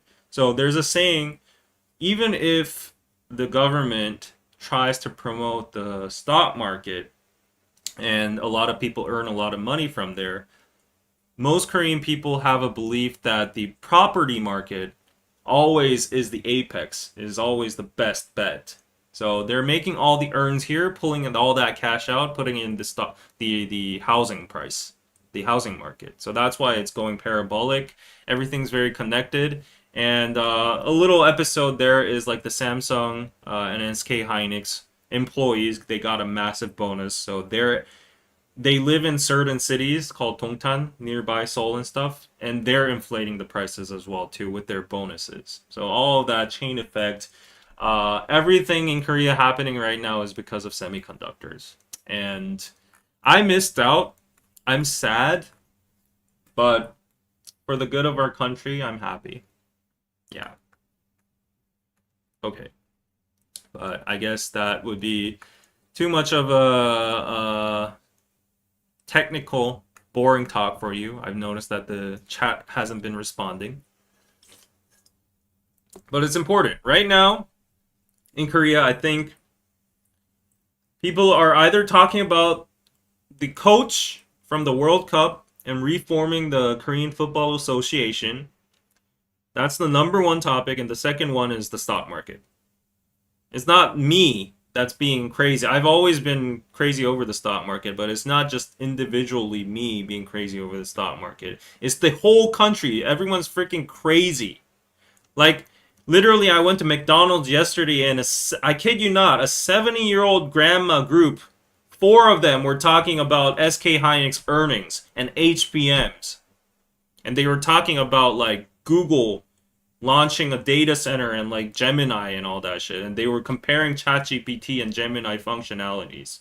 I'm not exaggerating this shit. Just come to Korea right now, go to a random to someplace or McDonald's, and I guarantee you, within the next 10 minutes, from either side, whether it's young or old, they will be talking about stocks. It's that crazy over here. And it's a sign of a bubble, honestly. It's really crazy. Everyone's just like speculative. Everyone's pulling out their loans, key money, deposits. They're just dumping into the stock market right now. It's crazy. Yeah. Park Ji-sung is co-chairing the change in the KFA. That's good. The thing that's happening with the KFA is that they put out like a apology statement saying like, oh, we'll do better, and then we'll be very transparent in our future selection of the chair and committee. We're actually going to suggest an open public selection of the next national coach. And because of that, people have been twisting it and making fun of it, and all these random YouTubers have been making videos of like, I apply as the next national coach of the KFA, and they're saying they're mocking the former coach, saying, I will not use a back three formation. I will use the most competitive players. I will not stand by favoritism. I will not use nepotism. I will not be corrupt, and I will not steal $20 million as my salary. I can just receive 2 million won and stuff like that. So yeah, a lot of that is going on right now. Yep. Oh, Aaron, thank you for the red card with the 250 jewels. Okay. Yes. Grannies are stock experts in Korea. It's crazy. Like, they're talking about electric power plants. I don't even know that shit. They're explaining the difference between nuclear power plants and electric whatever generation productivity levels. I couldn't understand that. And they were like, oh, that's why you should buy LS Electric. And then the other granny was like, yeah, I know, but I think we've missed the semiconductor wave. I heard that President Trump is betting on quantum computing now. I think that's going to be the next thing. So there are some related stocks in the Korean market about quantum computing. If you want to go in NASDAQ, you can buy like IonQ or IRIN or whatever. These are literal anecdotes from 70-year-old grandmas next to me. I was like, they know about quantum computing? And they were like, yeah, Bitcoin is going to fall because if quantum computing is out, you know, Bitcoin can be cracked. That's why you shouldn't invest in Bitcoin right now. And gold is falling by 40. It's crazy. Yeah. The Harmonies have some good insider info. And speaking of Trump, so this news came out. President Trump traded Coupang stock for 18 times. Was this after he attacked Korea? There was a whole controversy with Coupang, right? Like, the US was alleging that South Korea was trying to give disadvantage to a US-based company. No, but it was basically because of data leakage in our country. And we wanted Coupang to take accountability. But they ran to the United States and they lobbied, allegedly, to the Trump administration, along with the vice president and a lot of related people. And yeah, the people in the office apparently they had Coupang in their portfolio as well too, and they traded it 18 times. And I think this isn't the biggest issue right now because I've been reading a lot of articles saying like President Trump is being accused of insider trading and manipulating the market with his words. If you look at his portfolio, he's earned so much money with stocks and crypto over his time in office recently.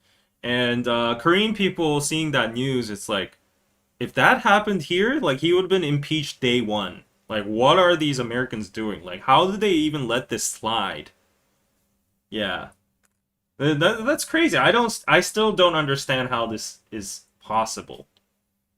Yeah, I don't understand how a president can literally buy like.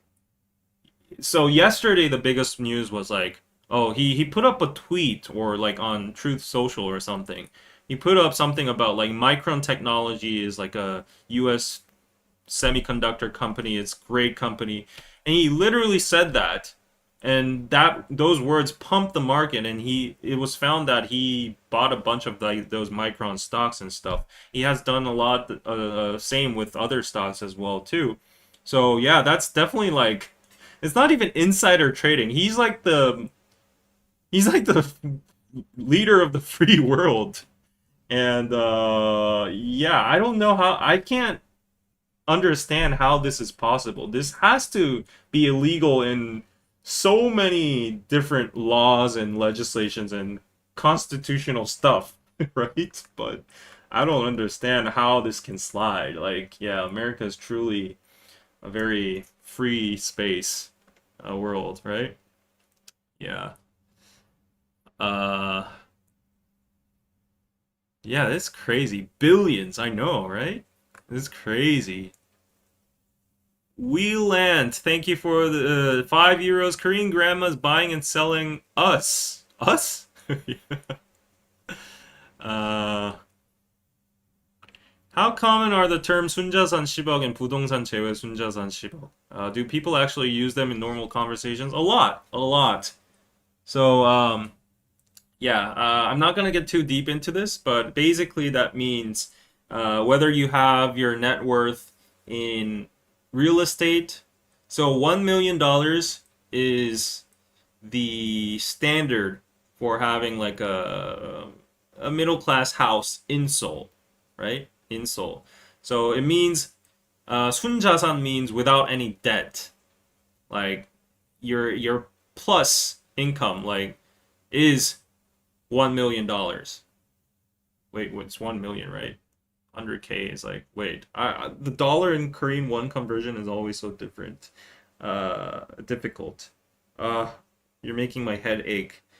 100만 원, 1K, 1000만 원, 10K, 1억, 100K. So 1 million is 10억. Yes.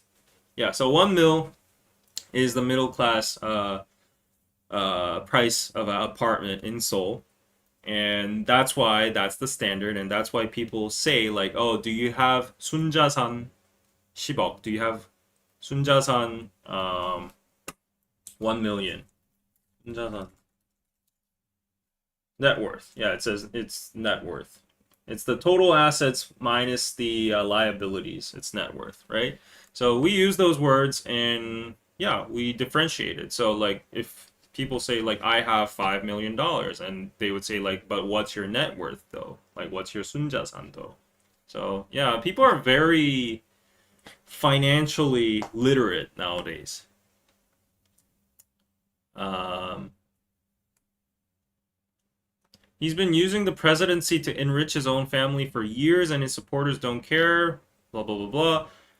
Yeah, I think it's crazy. I mean, even from an outsider standpoint, it's nonsense. It's crazy. It's literally market manipulating, and I don't know how this can go without being. I don't know. Like this, under our legal system or under our political climate, this would be like impeachment 100 times over. We're not even talking about like $1 million or 100K or whatever. We're talking in like tens and hundreds of millions. I heard he earned each in crypto in his family. That's crazy. Yeah. But because both houses are Republicans. But still, like there should be some kind of deterrence in like the legal system, no? It's so crazy. Now, I want to be neutral because I'm an outsider and I don't care if the chat is MAGA or liberal or whatever. Everyone has freedom of speech. That's the backbone of democracy. So you can support who you want to support. The thing is, though, like in common sense, this just does not make sense. So, like, I'm not even criticizing him in a political standpoint over here. This is just like universally outrageous. It's absurd. Any country that would be like 100 years of jail. That's crazy.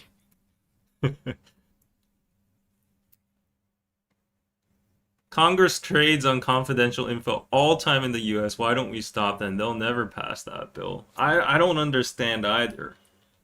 But then, like, there are a lot of things I don't understand in the U.S. as well, such as lobbying. I don't understand how lobbying can be legal too. And then the Congress trades, and those are all like inside information, market manipulation trades. Yeah, essentially, politicians shouldn't be able to trade. I think they can trade, but they should at least have some like restrictions on trading. Yeah, but it's crazy. Uh, yeah. Now I understand a little bit about why people say like, what was it? Tax the rich? No, eat the rich,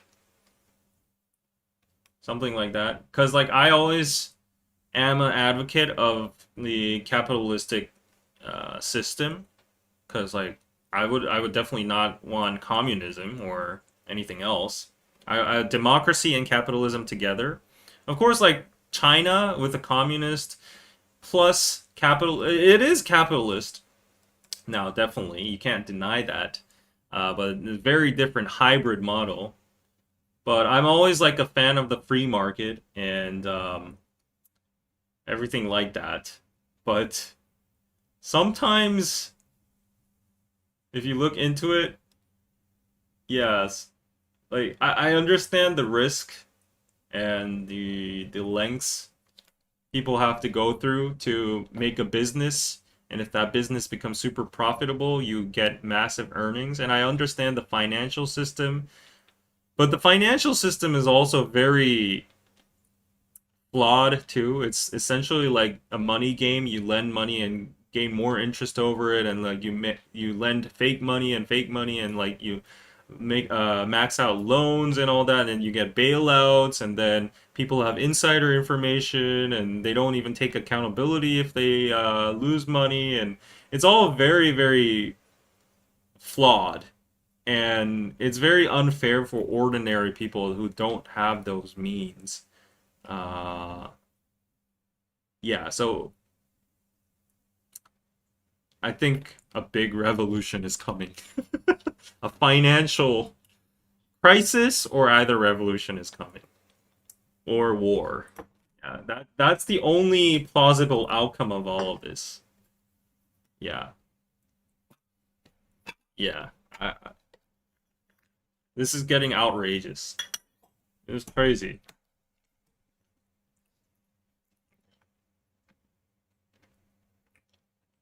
Mm.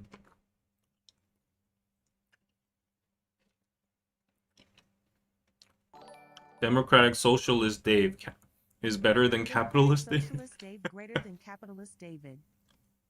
No. I just want to be able to retire. That's it. I'm a small person.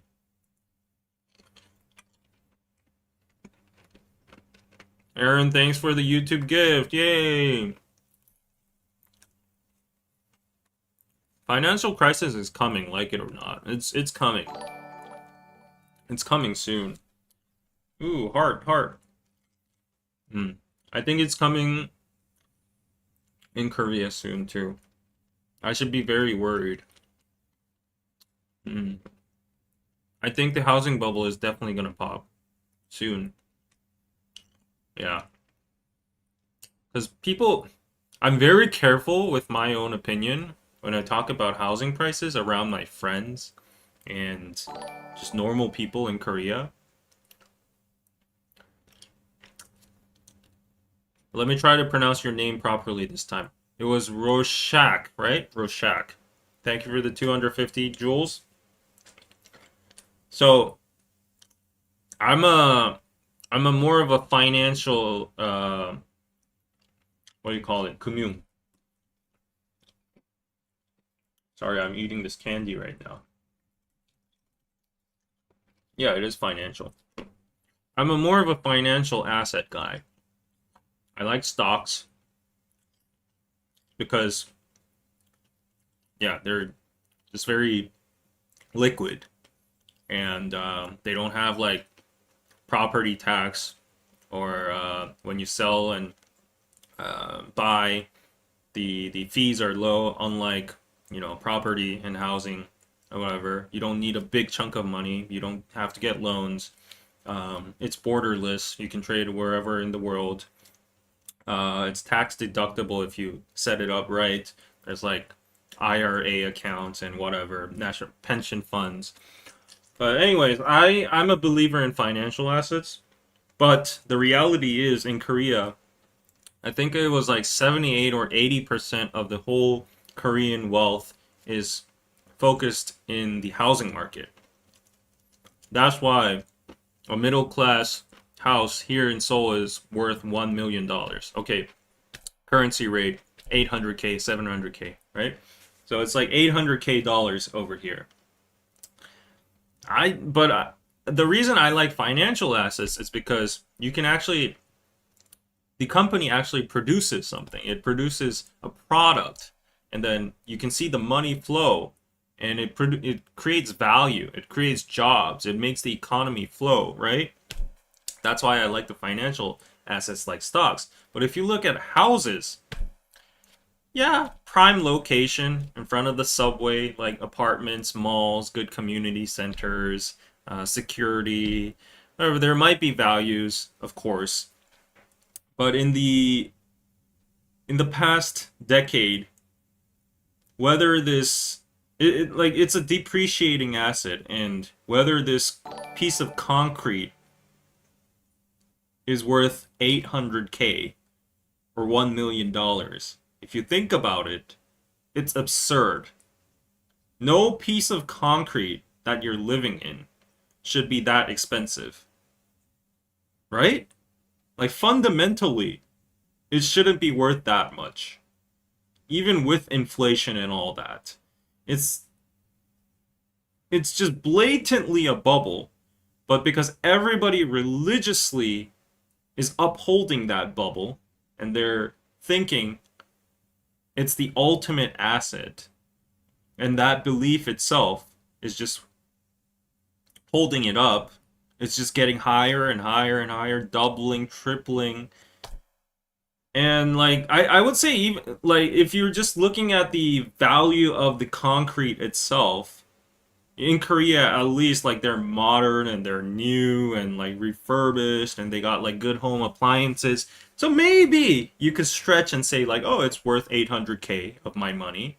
That's even a stretch. But if you go to places like central London or New York, and it's like a 80-year-old building with like leaks, there's like cockroaches, the infrastructure is like shit, and that's like 2 million, 100, like a 1.5 million US dollars.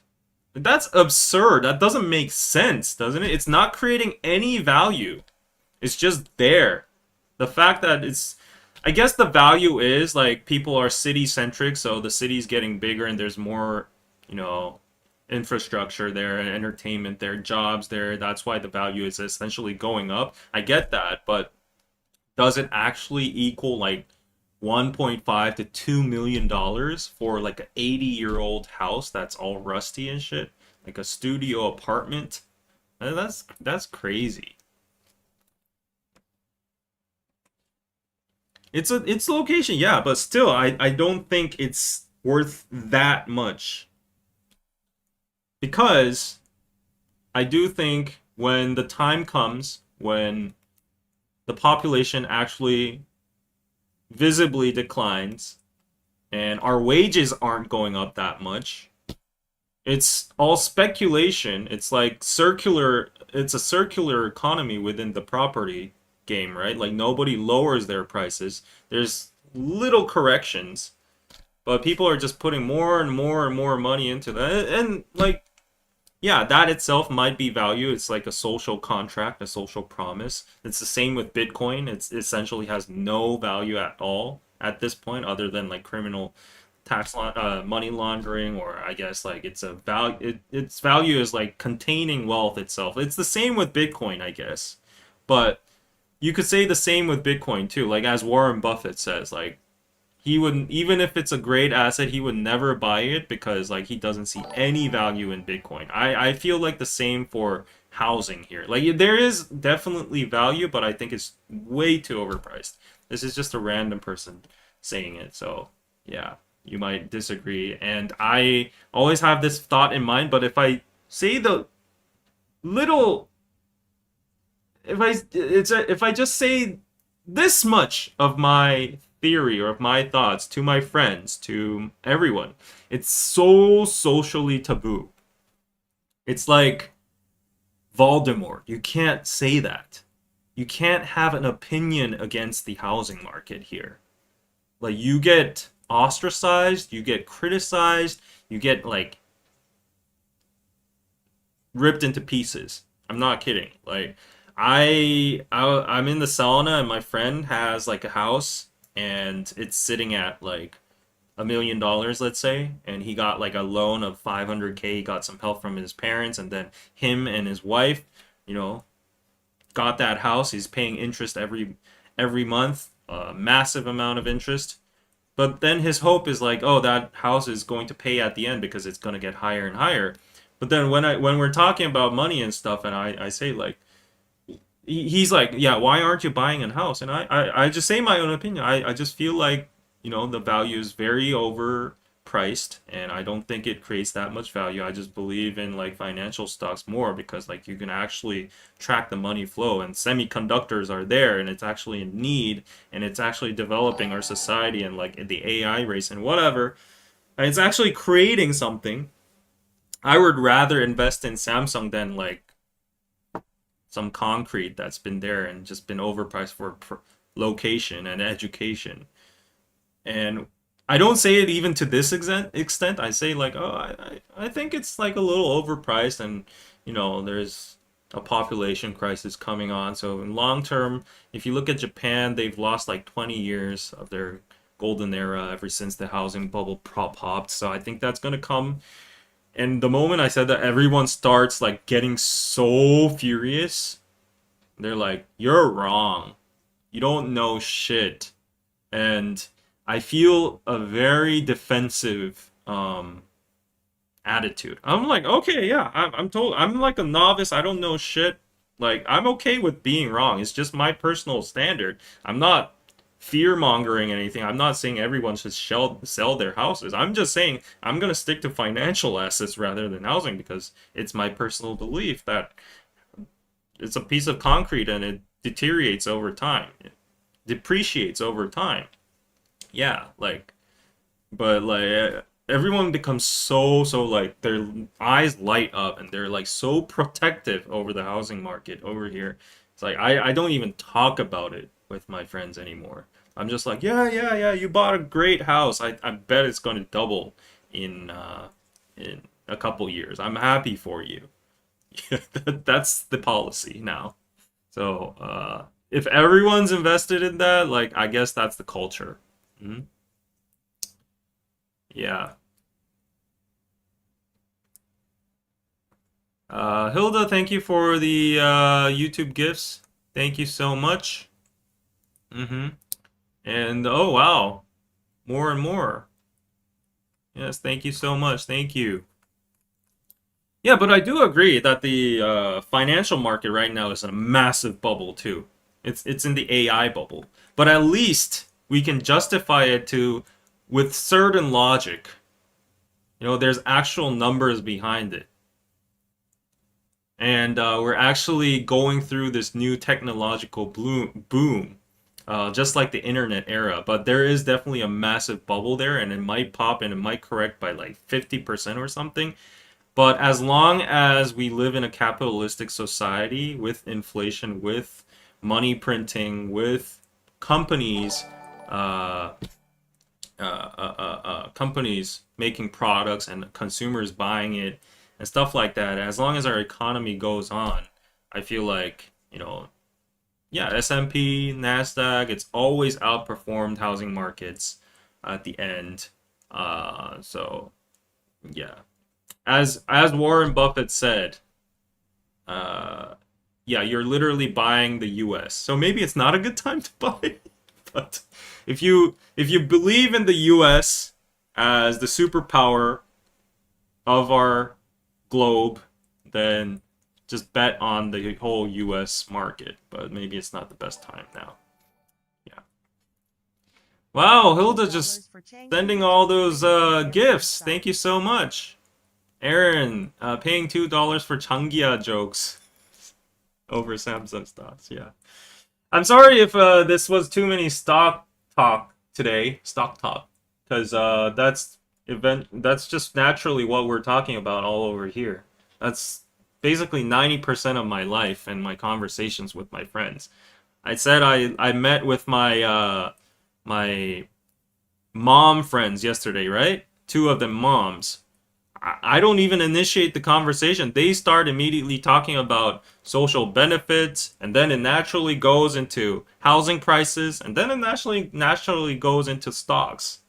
Like that's just how it is. Nobody talks about any other topics. It's not like we gather and talk about run clubs or idols anymore. Yeah, it's crazy. The whole country is in a disease, I feel like. Yeah, this is why I need to go out of Korea. And sometimes regularly I like to travel to random places, and when I talk with the locals, I feel like the conversations are so fresh and I feel so relieved because like people actually talk about like I don't know, camping or how to make a better society or or some random ass shit I would have never talked about.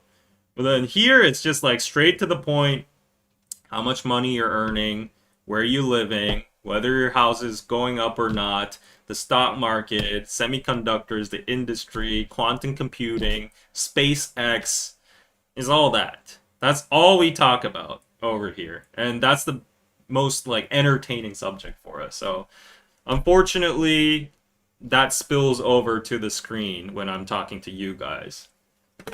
Yeah. But then we have a political subject over here. And we got football, but we have baseball. So, Peje High School baseball team hits the ban for mocking Gwangju with Starbucks chant. You remember my Starbucks video, right? Starbucks has taken a massive hit. They've taken a $20 million hit in sales ever since the Gwangju controversy. So if you remember the controversy, uh, there was one far right uh, individual. I don't know if it's even one. It might be organizational, but they're within the marketing team. They messed up. They ridiculed the Gwangju democratization movement, and the uprising, and they put in like little slurs and derogatory terms in Starbucks marketing posters, and because of that, it hit a lot of backlash, and people started boycotting Starbucks. And ever since, there have been political parties fighting over it, whether like we should consume Starbucks or not. Why is the president, boycotting a company in a presidential level? Blah blah blah blah. There's been that, and yeah, Starbucks has admitted their fault, and the chairman has done like historical education for all the employees, and they shut down earlier than usual in respect towards the victims of the Gwangju uh, movement. So I think we've kind of moved on, and obviously Starbucks is fully packed because not all people agree to the boycott, and also it's very convenient. It's just everywhere. Starbucks is just embedded with our own culture, our work culture. Moms and ajumas and grandmas go there because there's great AC, and it's just a nice place to chat. So yeah, I think we've moved on from that. But this one baseball team, it's a high school baseball team. They, yeah, what happened was the first round game between PJ of Seoul and Gwangju Jail High School at this championship. During the game, the PJ players repeatedly chanted, "Let's go, let's go, let's go" to Starbucks. One player also shouted "Tank Day." The chant alluded to the Starbucks Korea controversial Tank Day promotion that ran in May. And yeah, while the team as a whole will not be able to play in national competitions for 6 months, the Korean Baseball Association has delayed disciplinary action against individual players and coaches. So you see how tone deaf these high school students are nowadays, right? Thank you, Xenia, for the 500. Wow. Are they Starbucks? I hope it's not, right? They're just gifts. Yeah. But because they were playing against Gwangju Jail High School, they were chanting, let's go to Starbucks. They were like rubbing salt onto their wound. Yeah, so they've been banned. 6-month ban in baseball, and I think they deserve it because these kids need to learn the lesson. And some people might think it's too harsh because, like, oh, all that for a chant, it's freedom of speech too or whatever. But we actually have a law against like anti. You can't mock a national tragedy like that. We actually have a law for that. Hilda, thank you for the 30 donuts. But yeah, we need to teach accountability and basic political correctness to our rising generation. So yeah, they'll learn their lesson with the 6-month ban. Again, I'm not a Democratic Party advocate. I am not standing by their side. I'm always neutral as a human being, just observing the Tank Day controversy. I thought it was problematic. Obviously, it's common sense.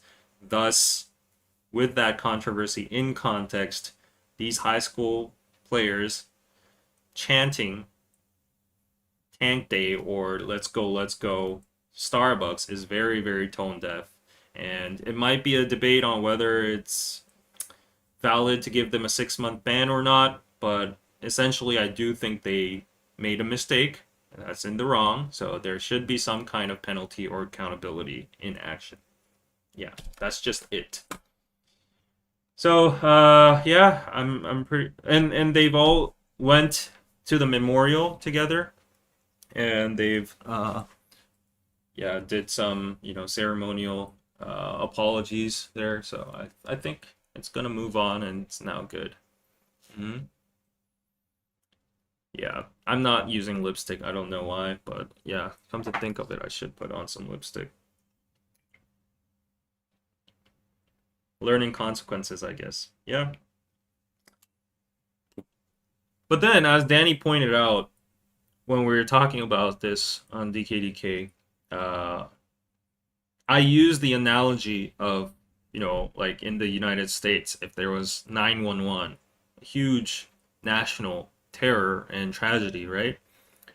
If there was a conglomerate or like a company that made a promotion of like Twin Tower Day or Twin Tower Pack or something like that, and then used the marketing slogan of like, oh, it's on fire, something like that, it would get massively canceled. But then, on the contrary, like Danny said, like nowadays people in the States actually make fun of it. And Starbucks I has saw some developed reels a myself hybrid too, actually people making fun of 9/11. So, yeah, like you can't really put people on a leash, but it's kind of sad that these kind of tragedies are getting uh hihwa. What is that in English? Um, made fun of. I think there are certain caricatured, caricatured. But I think there are certain topics that you should not joke about or make fun of, even if it's like stand up or satire. I don't know. But yeah, like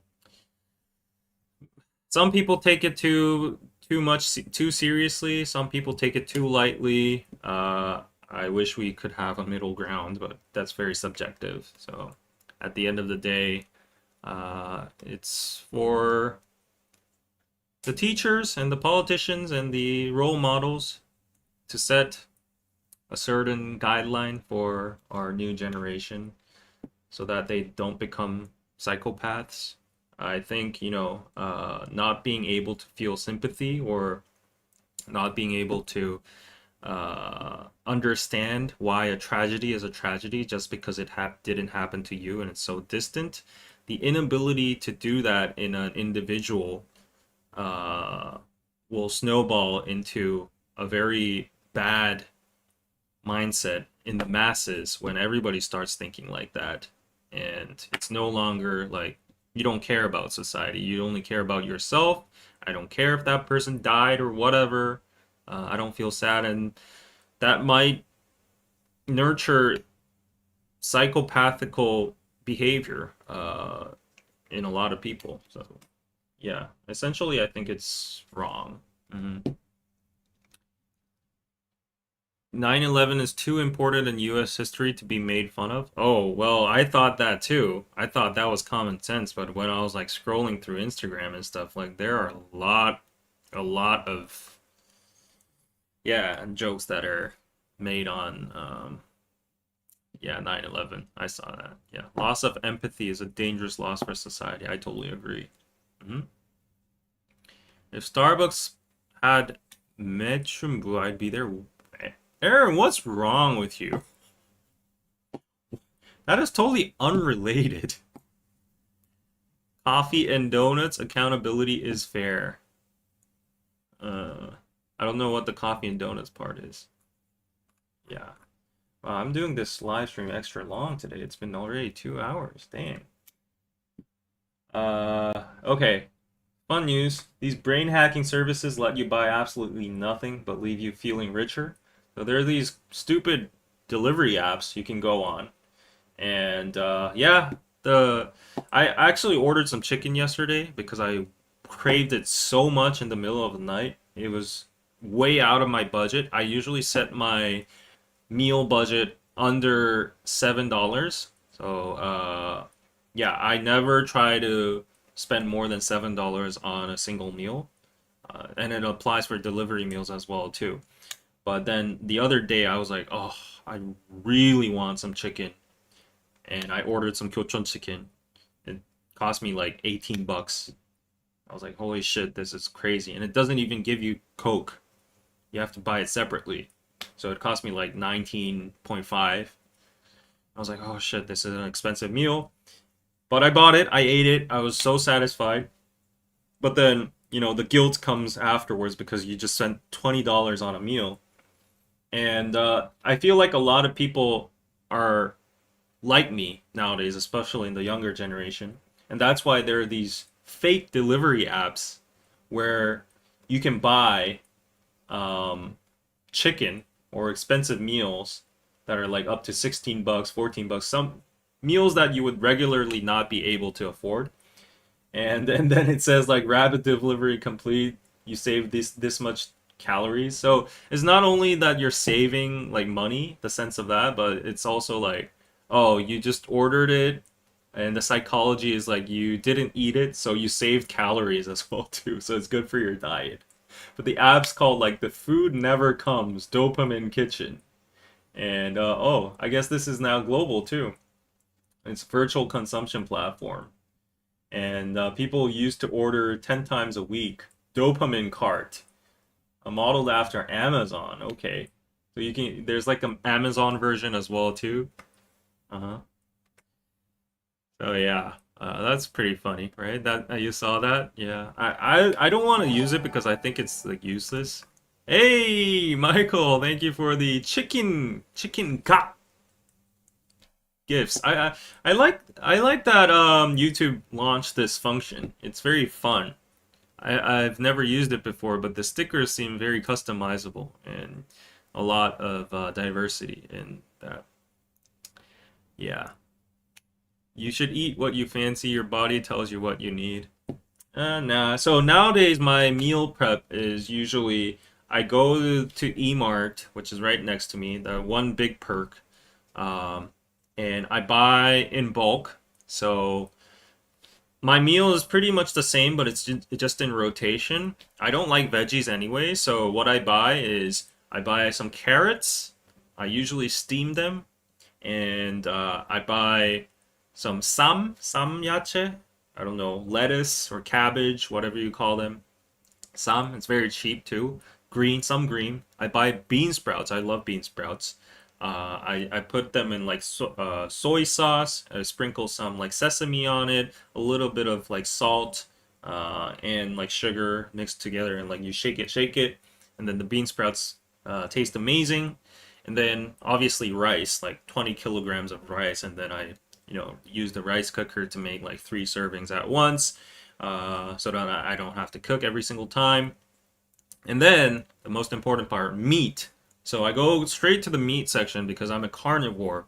I go to the less fat meat. Like instead of pork belly, I go for neck slices, whatever you call them, um, or like the leg parts of a pig, or for cows. Um, Usually, if you go at late night settings, like at 10 p.m., they give 40% discounts. So I bought a lot of Australian beef the other day. I bought like 3 packs of it, and if you chop it up into meals, I can eat like maybe 6 meals just with the beef, and then I get some like duck meat as well too. Duck meat is actually very good for you apparently because it's low on fat, and also the fat that's in duck meat is apparently something different, and it's actually good fat for you. It tastes really good too. Like I don't know if you like duck, but I really like duck. We usually eat duck with what do you call it? Mustard, yellow mustard. Yeah, that's so good. You just like grill it on a pan, and duck meat is so good. Uh, and if I'm feeling it, I could go buy some like chicken, but chicken's a little. Uh, I'm too lazy to actually cook chicken, so that's my 3 meat rotation that's going on right now. So I use like a metallic cafeteria pan, and yeah, I have the kimchi, I have the bean sprouts, I have the sam, and then I have the rice, and then the meat over there, and then I have like these little packets of seaweed soup. They're only like zero point 0.5 cents, as 50 cents per pack. You just boil in hot water and it becomes a soup. So then that becomes a great meal. And then eggs, of course, eggs. So you buy it. I buy it in bulk nowadays, and I calculated the prices, and I've minimized each meal up to $6.5. So that's not bad, and I like that meal. I try to take pictures whenever I'm eating. I think I took a picture today. This one was very. It was very quick because I just had to do this live stream, but yeah, I bought like this Hamburg steak packet, some egg, some kimchi over there, some seaweed, and then rice. Like that's probably a meal for me. It doesn't look very appetizing. And then I can buy zero Coke in bulk as well too. So nowadays I try not to eat out. I don't do delivery because each meal on delivery is like $10, $8 minimum. But yeah, I totally understand this sentiment, why they have like these fake apps. And sometimes you really want to eat it, but for me, it's good for my diet. It's good for saving money, and yeah. So interesting things happening in Korea, right? And I just gave you a little sight into my life. Sounds quite healthy. Yes, it is very healthy. Very delicious. I have an air fryer. Yes, I have an air fryer. It's very good for frozen fried products. Mhm. I could just put the chicken in, but I think my air fryer is not really good because it doesn't really cook evenly. Like it does say on the instructions like you should flip the chicken, whether it's a drumstick or whatever, after like 5 minutes. But for some reason, one is always like undercooked and one is like overcooked. It's burnt and one part of it is cold, and it takes a lot of time too. So you have to like preheat it for like 5 minutes at 180 degrees, and then put in the chicken, and then go for another 10 minutes. For the meal I just showed you, it's under 5 minutes. You know, it's beef, it's eggs, it's just kimchi, whatever. I do it all simultaneously. I'm good at multitasking when I'm cooking. You just put it on the fry pan, and that's about it. Like 5 minutes. Rice is ready made. So yeah. I like smoked duck and Peking duck. Yes. Aaron, thank you for the 20 joules. Thank you, thank you. You can buy me a coffee or pizza at buymeacoffee.com/KPC David Kim if you want to. Or PayPal me if you want to. Yeah. Buy me a meal.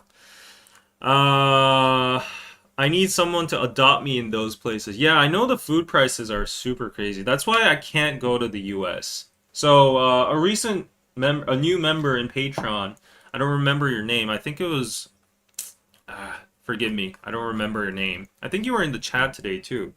But, they invited me to a BTS concert. And as I told you, like before, a lot of people also invited me to BTS concerts because they have leftover tickets. I really appreciate that. But the thing is, yeah, I could see that BTS concert, and then there would be the hotel and the feast afterwards. That would be really, really appreciated. But how do I get there, right? The ticket prices, and most importantly, eating in the States is just absurd. Last time I was there, you remember Danny and I went to, what was it? AMPM? It's like a gas station looking supermarket, and we bought frozen burritos. We bought a pack of frozen burritos. They were like $1 per something, and we just had to eat inside the hotel with microwave food every single time, because if we went to Denny's outside, it was like plus tips, an outrageous price, and then even McDonald's and Burger King was pretty heavy for us because the dollar is so high. It's always been so high. It was at least like 1,300 or 400 range back then. So like for Koreans with the one going to the United States, it feels like we're paying for double the price of what we get here. So yeah, I couldn't do that. I couldn't survive in the United States for a day. Yeah. Gas station burritos test your stomach, but that was the only option. So we would go to Walmart, I think, and go straight to the frozen section and buy in bulk, and then share with Jin, Danny, and I, and we'd be like, "Yeah, this is the life." Buc-ee's, yes, I miss Buc-ee's. Everything is expensive there. Yeah, I wonder how you guys survive every single time. I'm struggling over here as well, but like, how do you even? If I always wondered because I know a lot of Americans that have remote jobs.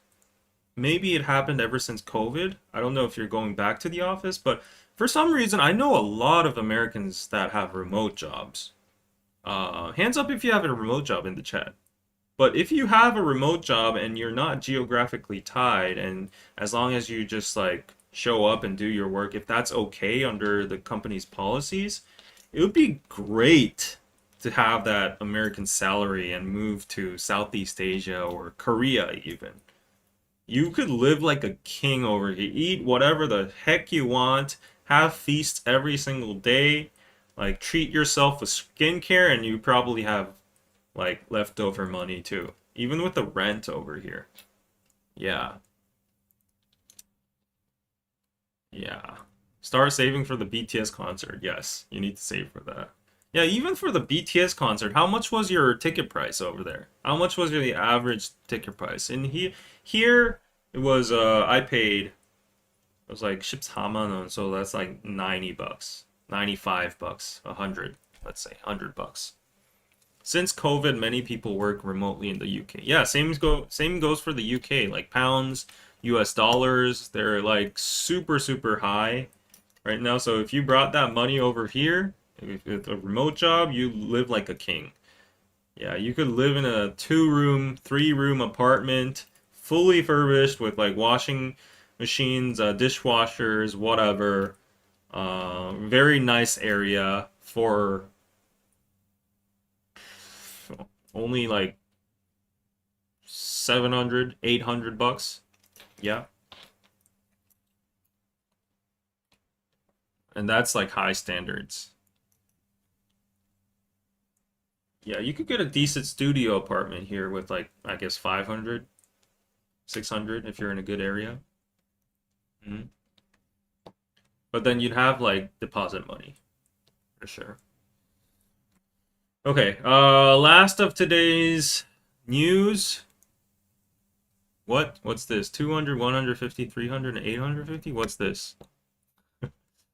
Last of today's news. I brought some happy news because I bought some like unrelated non-Korean society happy news. Actually, this is not happy news. This is the opposite. The next news is going to be happy, but they're both related to dogs because I love dogs. And whenever I just see dogs, I get immediately happy, right? Oh, for the BTS tickets. You were talking about BTS tickets. Okay. 200, 150, 300, 850, Australia 160, 470 for London. So, yeah, very pricey. But yeah, should workers get time off to mourn pets? Baby boomers born between 1955 and 63 do not understand taking time off for a pet's death. 35.8% said that. Younger respondents said views on time off for pet funerals. At least one day was 24, 3 days, 2 days, as much as needed. I think it's very biased because like their interest is in like taking time off. Like who wouldn't want to take time off, right? Like if you had these questionnaire responses versus like not taking a day off, like everybody would choose these. But yeah, that's more than like 50%, I think. Boomers don't understand. What do you guys think? A small but growing number of companies now offer pet bereavement leave, reflecting the rise of pets as family members. But the idea remains controversial, exposing a gap between changing household realities and workplace benefits, still largely built around marriage, childbirth, and childcare. They should.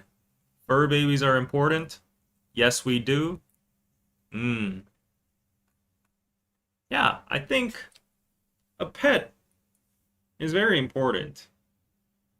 Then the only reason I would be a little reluctant about this is I think there should be a cap. Some people might have 5 dogs. um, some people might have one, like me. She's sleeping right next to me. I don't know if you can see her. Let me try to. 따롱아. But yeah, if my dog crossed over the Rainbow Bridge, I'd be extremely sad, and I would definitely take a day off because I'm my own business owner. But if I were in a corporate setting, I would love my company to have like pet bereavement uh, day off. If I was a boss, even if it wasn't company policy, I would just like take a blind eye and say like, yeah, take the day off. But if you had like 5 dogs and every single year or every single 3 months, they happen to be all old and you're taking 5 times more days off because like you have pet bereavement uh, co- compared to people who don't. So that it could be like a fairness issue. So like some people might be married and have dogs, so they get like then some people might have kids and day off. Uh, but yeah, I think maybe a very reasonable amount of day off for pet bereavement would be, yeah, up to maybe 2 pets, and there's like a limit where you can use. Uh, so yeah, you could count it as annual leave, but then that's just annual leave itself. So since COVID, pets have become more of a thing. Mm. Yeah, but I was interested. I never even actually heard of this or thought of this. The thought never even occurred in my mind that some companies would actually provide pet bereavement leaves. Hmm. How about those of us who aren't married, don't have kids or pets? Exactly. I think we talked about this in a former live stream once, where our community, our society is growing more in a like a single-driven nuclear status. Uh, there's a fairness issue for people who choose to live alone. But then also, I guess we need people for our society to thrive. We need people to get married and have babies, so giving benefits to them isn't so unfair after all, if you think about it. Yeah.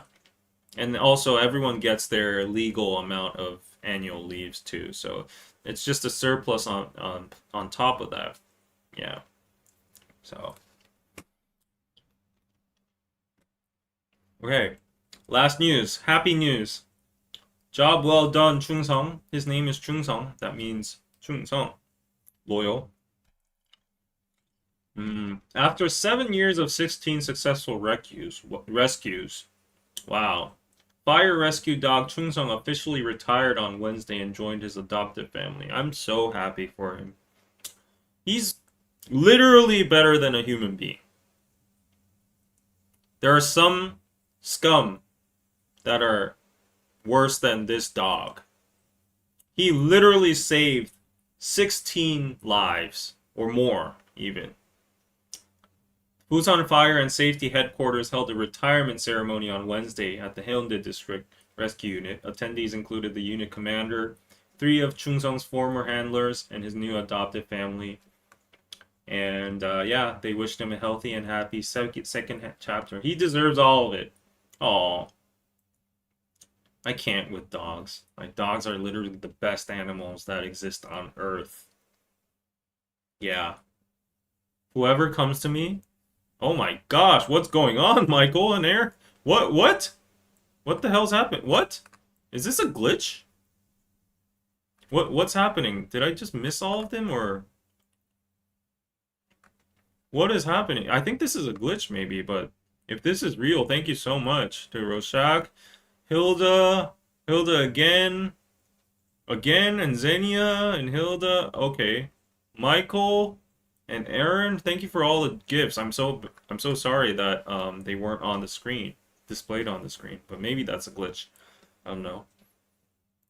It looks like a glitch, right? But yeah, I'm so happy for him or her. I think it's her. A male Belgian, Malinois, whose name means loyalty in Korean. Yeah. Uh, yeah, whoever says to me, there's one thing I rarely try to push through my agenda or thoughts into another person. Um, I'm all for like healthy debates, and I don't think there's like an answer for anything. You can have your own opinion, but if it's cats versus dogs, and you choose cats, no. Dogs are superior. I will say this. Superior. Superior in every way. Aaron, thank you for the 3 bows. Yeah. I understand cats can be cute and they're domestic animals too. They're good pets. And yeah, they're just quiet and like they can give you comfort and they're a companion and blah blah blah blah. Against the dog? No. No. No debate. I can fight you over this. Have you ever had a cat? No, but I've been to a lot of friends that have cats. Yeah. Danny has a cat. My friend Hadi has a cat. Um, I know a friend that has like 3 cats, and I've been to his place. But there are some things you don't need to have experience directly to compare. There are some things that are just too clear and obvious.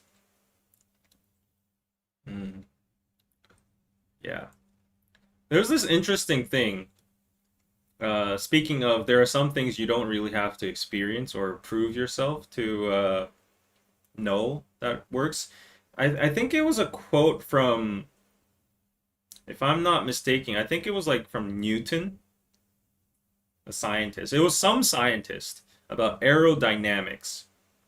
It's like, yeah, it was a quote from a scientist. Anyways, it's the quote is like you don't have to scientifically prove you don't have to put everything into like an experiment and experience it in order to know. You can make like a scientific like equation and like yeah, prove it with the law of physics or whatever. And recently I saw this reel where I think it was Newton. So people in the old days had a lot of questions about if there's a moving object, like we're in a train, right? Or we're in a car. I know this might sound dumb, but if you just think about it, like sometimes you get like this weird feeling inside your brain. It's like you get brain freeze. So if you're in a car and there's like a balloon floating there in the car, does the balloon stay still? Like we're moving in 100 kilometers, but there's a balloon literally flowing inside the car. It's kind of disturbing if you think the balloon isn't like heading towards the back and it's just staying in the same place, right? So yeah, I've never thought about it until I saw this video. And then the quote came from that scientist. Like it's just the law of physics, and like if you apply aerodynamics, if you just minus the air friction and whatever, if you just presume that's zero, then an object will almost stay at the same place where it is. So yeah, like I saw this very interesting experiment where they actually did the experiment, a very deathly one, where a truck was driving past in a very high speed, and I think it was from Red Bull or something, and there were some stuntmen on top of the truck, and they were like bouncing. They were bouncing, and they were trying to prove that law, saying like even if you bounce on top of a truck, the truck's moving, right? So a person might think like if someone bounces and if the truck moves forward, the person who's bouncing will stay there and then fall down and kill himself. But then it happened to be like, the person kept on moving or something like that. I was like, whoa, okay. Yeah, Yeah, that's interesting. It's almost 4 a.m. and this existential talk is too much to handle. It's exactly when I saw that reel as well too. I was like, it's 4 a.m. in the morning and that's when you get the most interesting random TikToks or reels. Like you're just scrolling through before you go to bed and then someone starts like this short form content about Newton's law of physics or something and then they do an experiment of jumping on top of a truck and you're like, "Oh, what is this shit? Oh, that's so interesting." Yeah, like why doesn't a balloon move when you're in a high-speed train? That's so interesting, you know? Yeah. hmm You just stated the first principle. Yeah. I am not very bright in science and anything like that. Why did I even talk about this? Yeah, random stuff. But yeah, we've been live streaming for almost 3 hours today. So I think, yeah, this was a long live stream. And yeah, I'm gonna go enjoy my rest of the Sunday. And let's see. Wow, wow, wow, wow, wow. Benedicta, I don't know if you're still watching, but thank you so much. Thank you so much for the PayPal. Should have noticed it earlier. Came through at, oh, okay, 30 minutes ago. Thank you so much. All right, no message, but really, really appreciate it. And Loana, thank you so much for the $10. Exhaust yourself in positivity, everyone. God bless. Thank you so much, Loana. Yeah, and as always, Sylvia, I don't know if you're watching as well too, but Sylvia is always a generous donor off screen, and she just, yeah, supports me. Uh, and I'm very, very grateful. Uh, and for all the PayPal funds you guys sent, actually, I don't really like spend them. I have my own earnings and then there's the Patreon funds, right? So I stack the Patreon funds up. Essentially I am spending them because I will have to like withdraw them one day. But then I'm just like keeping it because the dollar is so high right now and I think it's gonna go higher and higher and higher. So if I just keep it there, the value goes up in terms of like expenses here in Korea. So right now, it's stacked up pretty high. So I think it's going to act as like an emergency fund, or either buy equipment, or if I get the urge to, I don't know, give myself a vacation. I don't think so.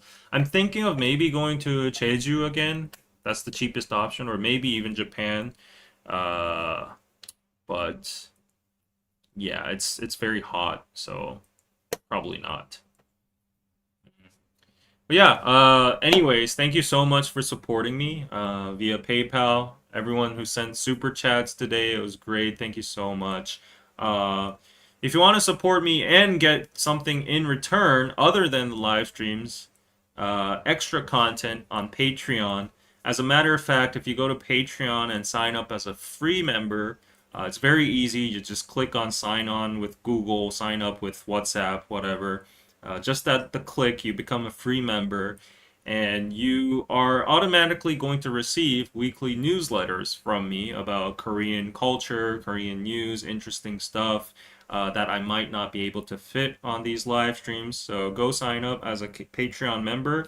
There is definitely a paywall underneath it for like my takes or some more extensive information, deep dives on the issue, but yeah, I do give out like a big chunk of free newsletter information over there as well. And if you want to support me even more and look into more of my personal life, how my dating is going, how my relationship is, how my mental health is, how my struggles of living as a Korean is without filter. Last week I talked about, what did I talk about? Yeah, that was actually a public live stream I made private laterwards, but it was about, yeah, why people want to remain single nowadays, why they have a hard time actually getting back into the dating scene. Yes, stuff like that. If you want to check it out, I have an additional bonus podcast on Patreon as well too. So yeah, support and get extra content. Feel good about it, right? And yes, I hope you guys have a wonderful weekend. For those of you who are in Europe, hope you are all cool and safe. I've heard the heat waves are crazy. And this is one thing though.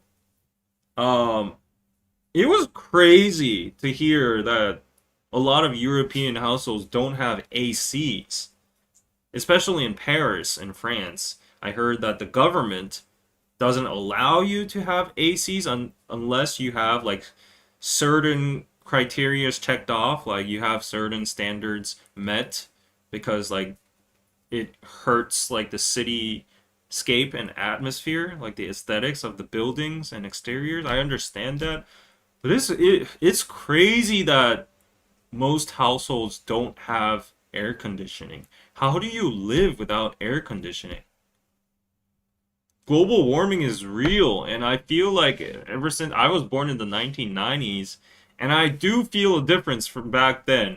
Or maybe my tolerance has gone low, but yeah, like, I feel like nowadays I can't live without an AC.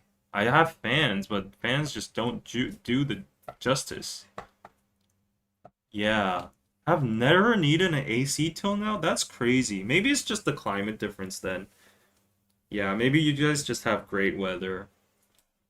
But in Korea, no AC? No. Yeah, that is a no-no. But it gets worse every year, I know.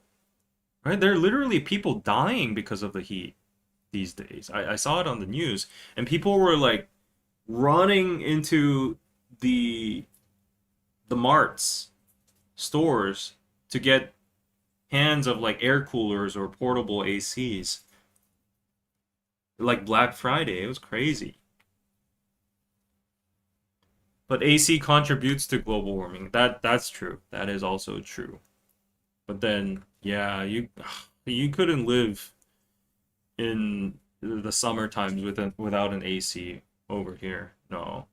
Maybe I'm just whining and complaining. Yeah.